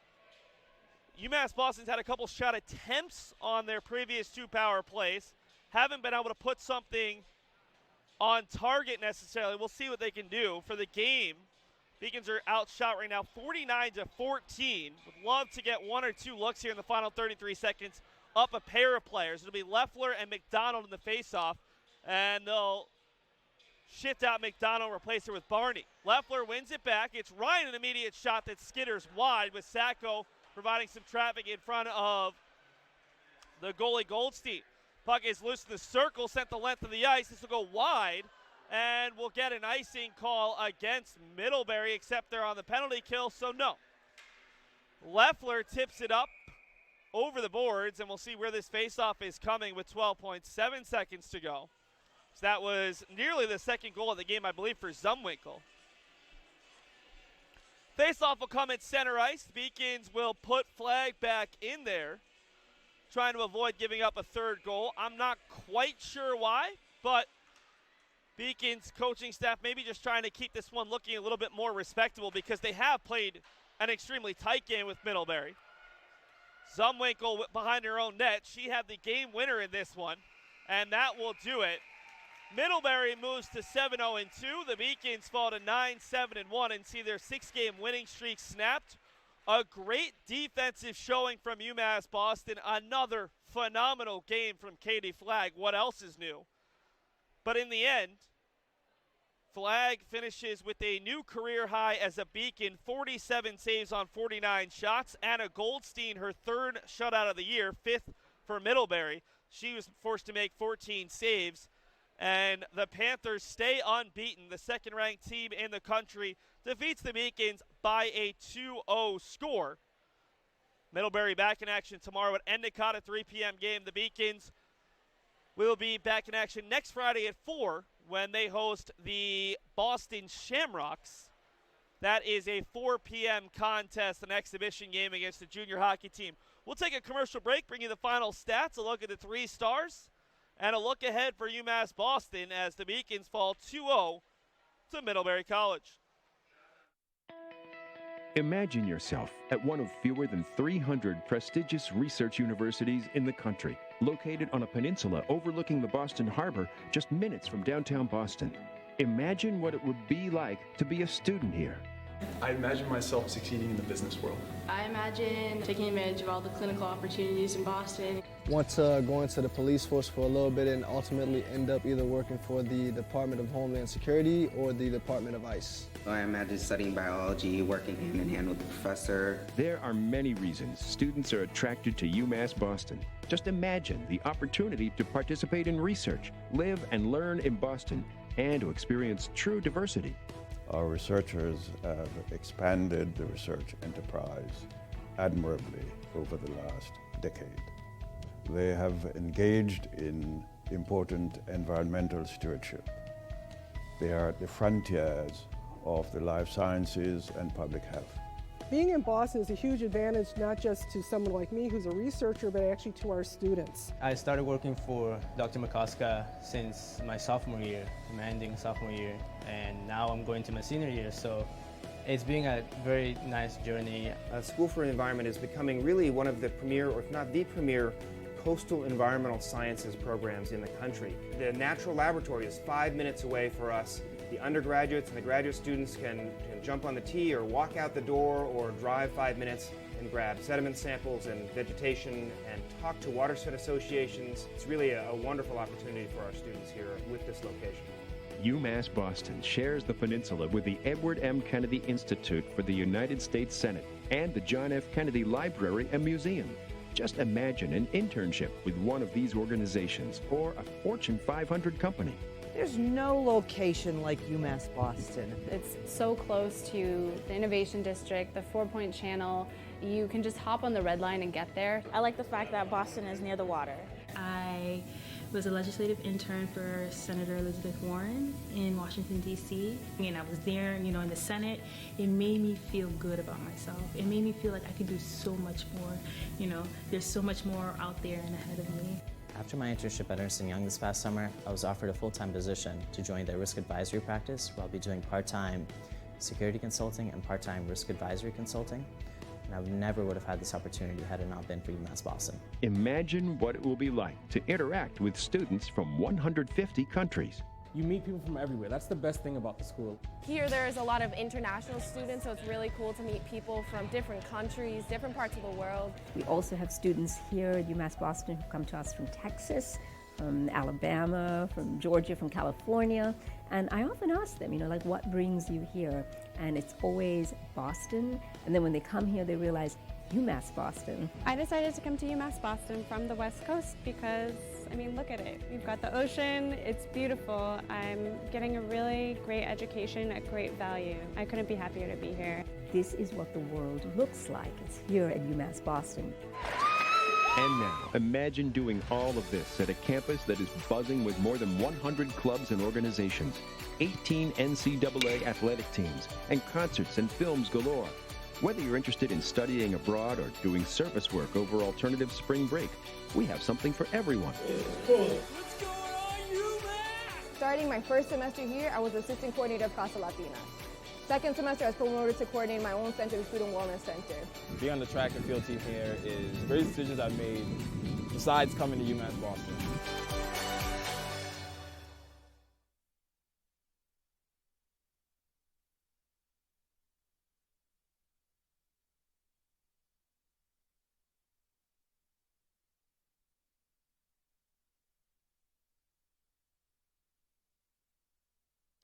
Welcome back to the Beacons Broadcast Network post-game show. My name is Seth Rensky, bringing you all the action of today's game. Let's take a look at the final stats.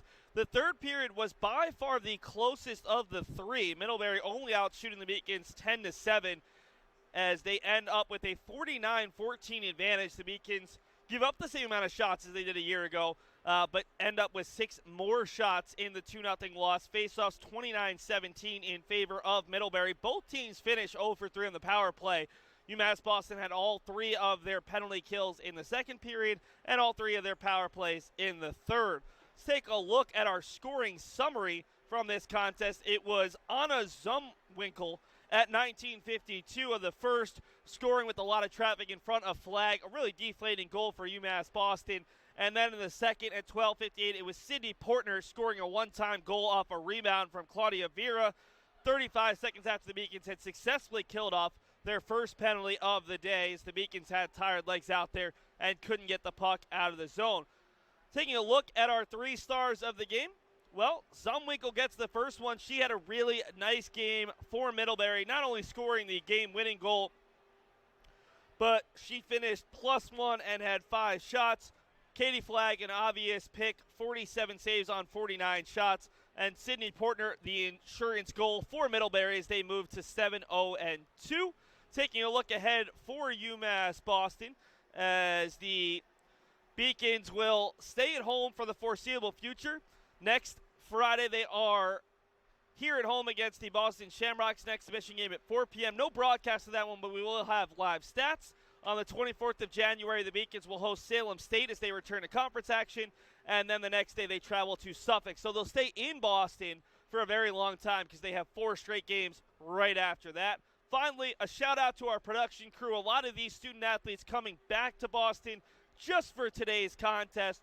Big shout-out to our entire crew. My name is Seth Derensky, your producer and play-by-play guy. Kelly Dennehy and Shaw Anwar, your directors. Mary Jo Murphy on Instant Replay. I was not your color commentator. Originally supposed to, had to fill in on some play-by-play action. Kyle Penny, Haley Catania, Carly Fahey, Katie Pasquale, and Sarah St. Stern, your camera operators. Folks, have a great rest of your weekend. It's Middlebury winning 2-0 over your UMass Boston Beacons here at the Edward T. Barry Ice Rink.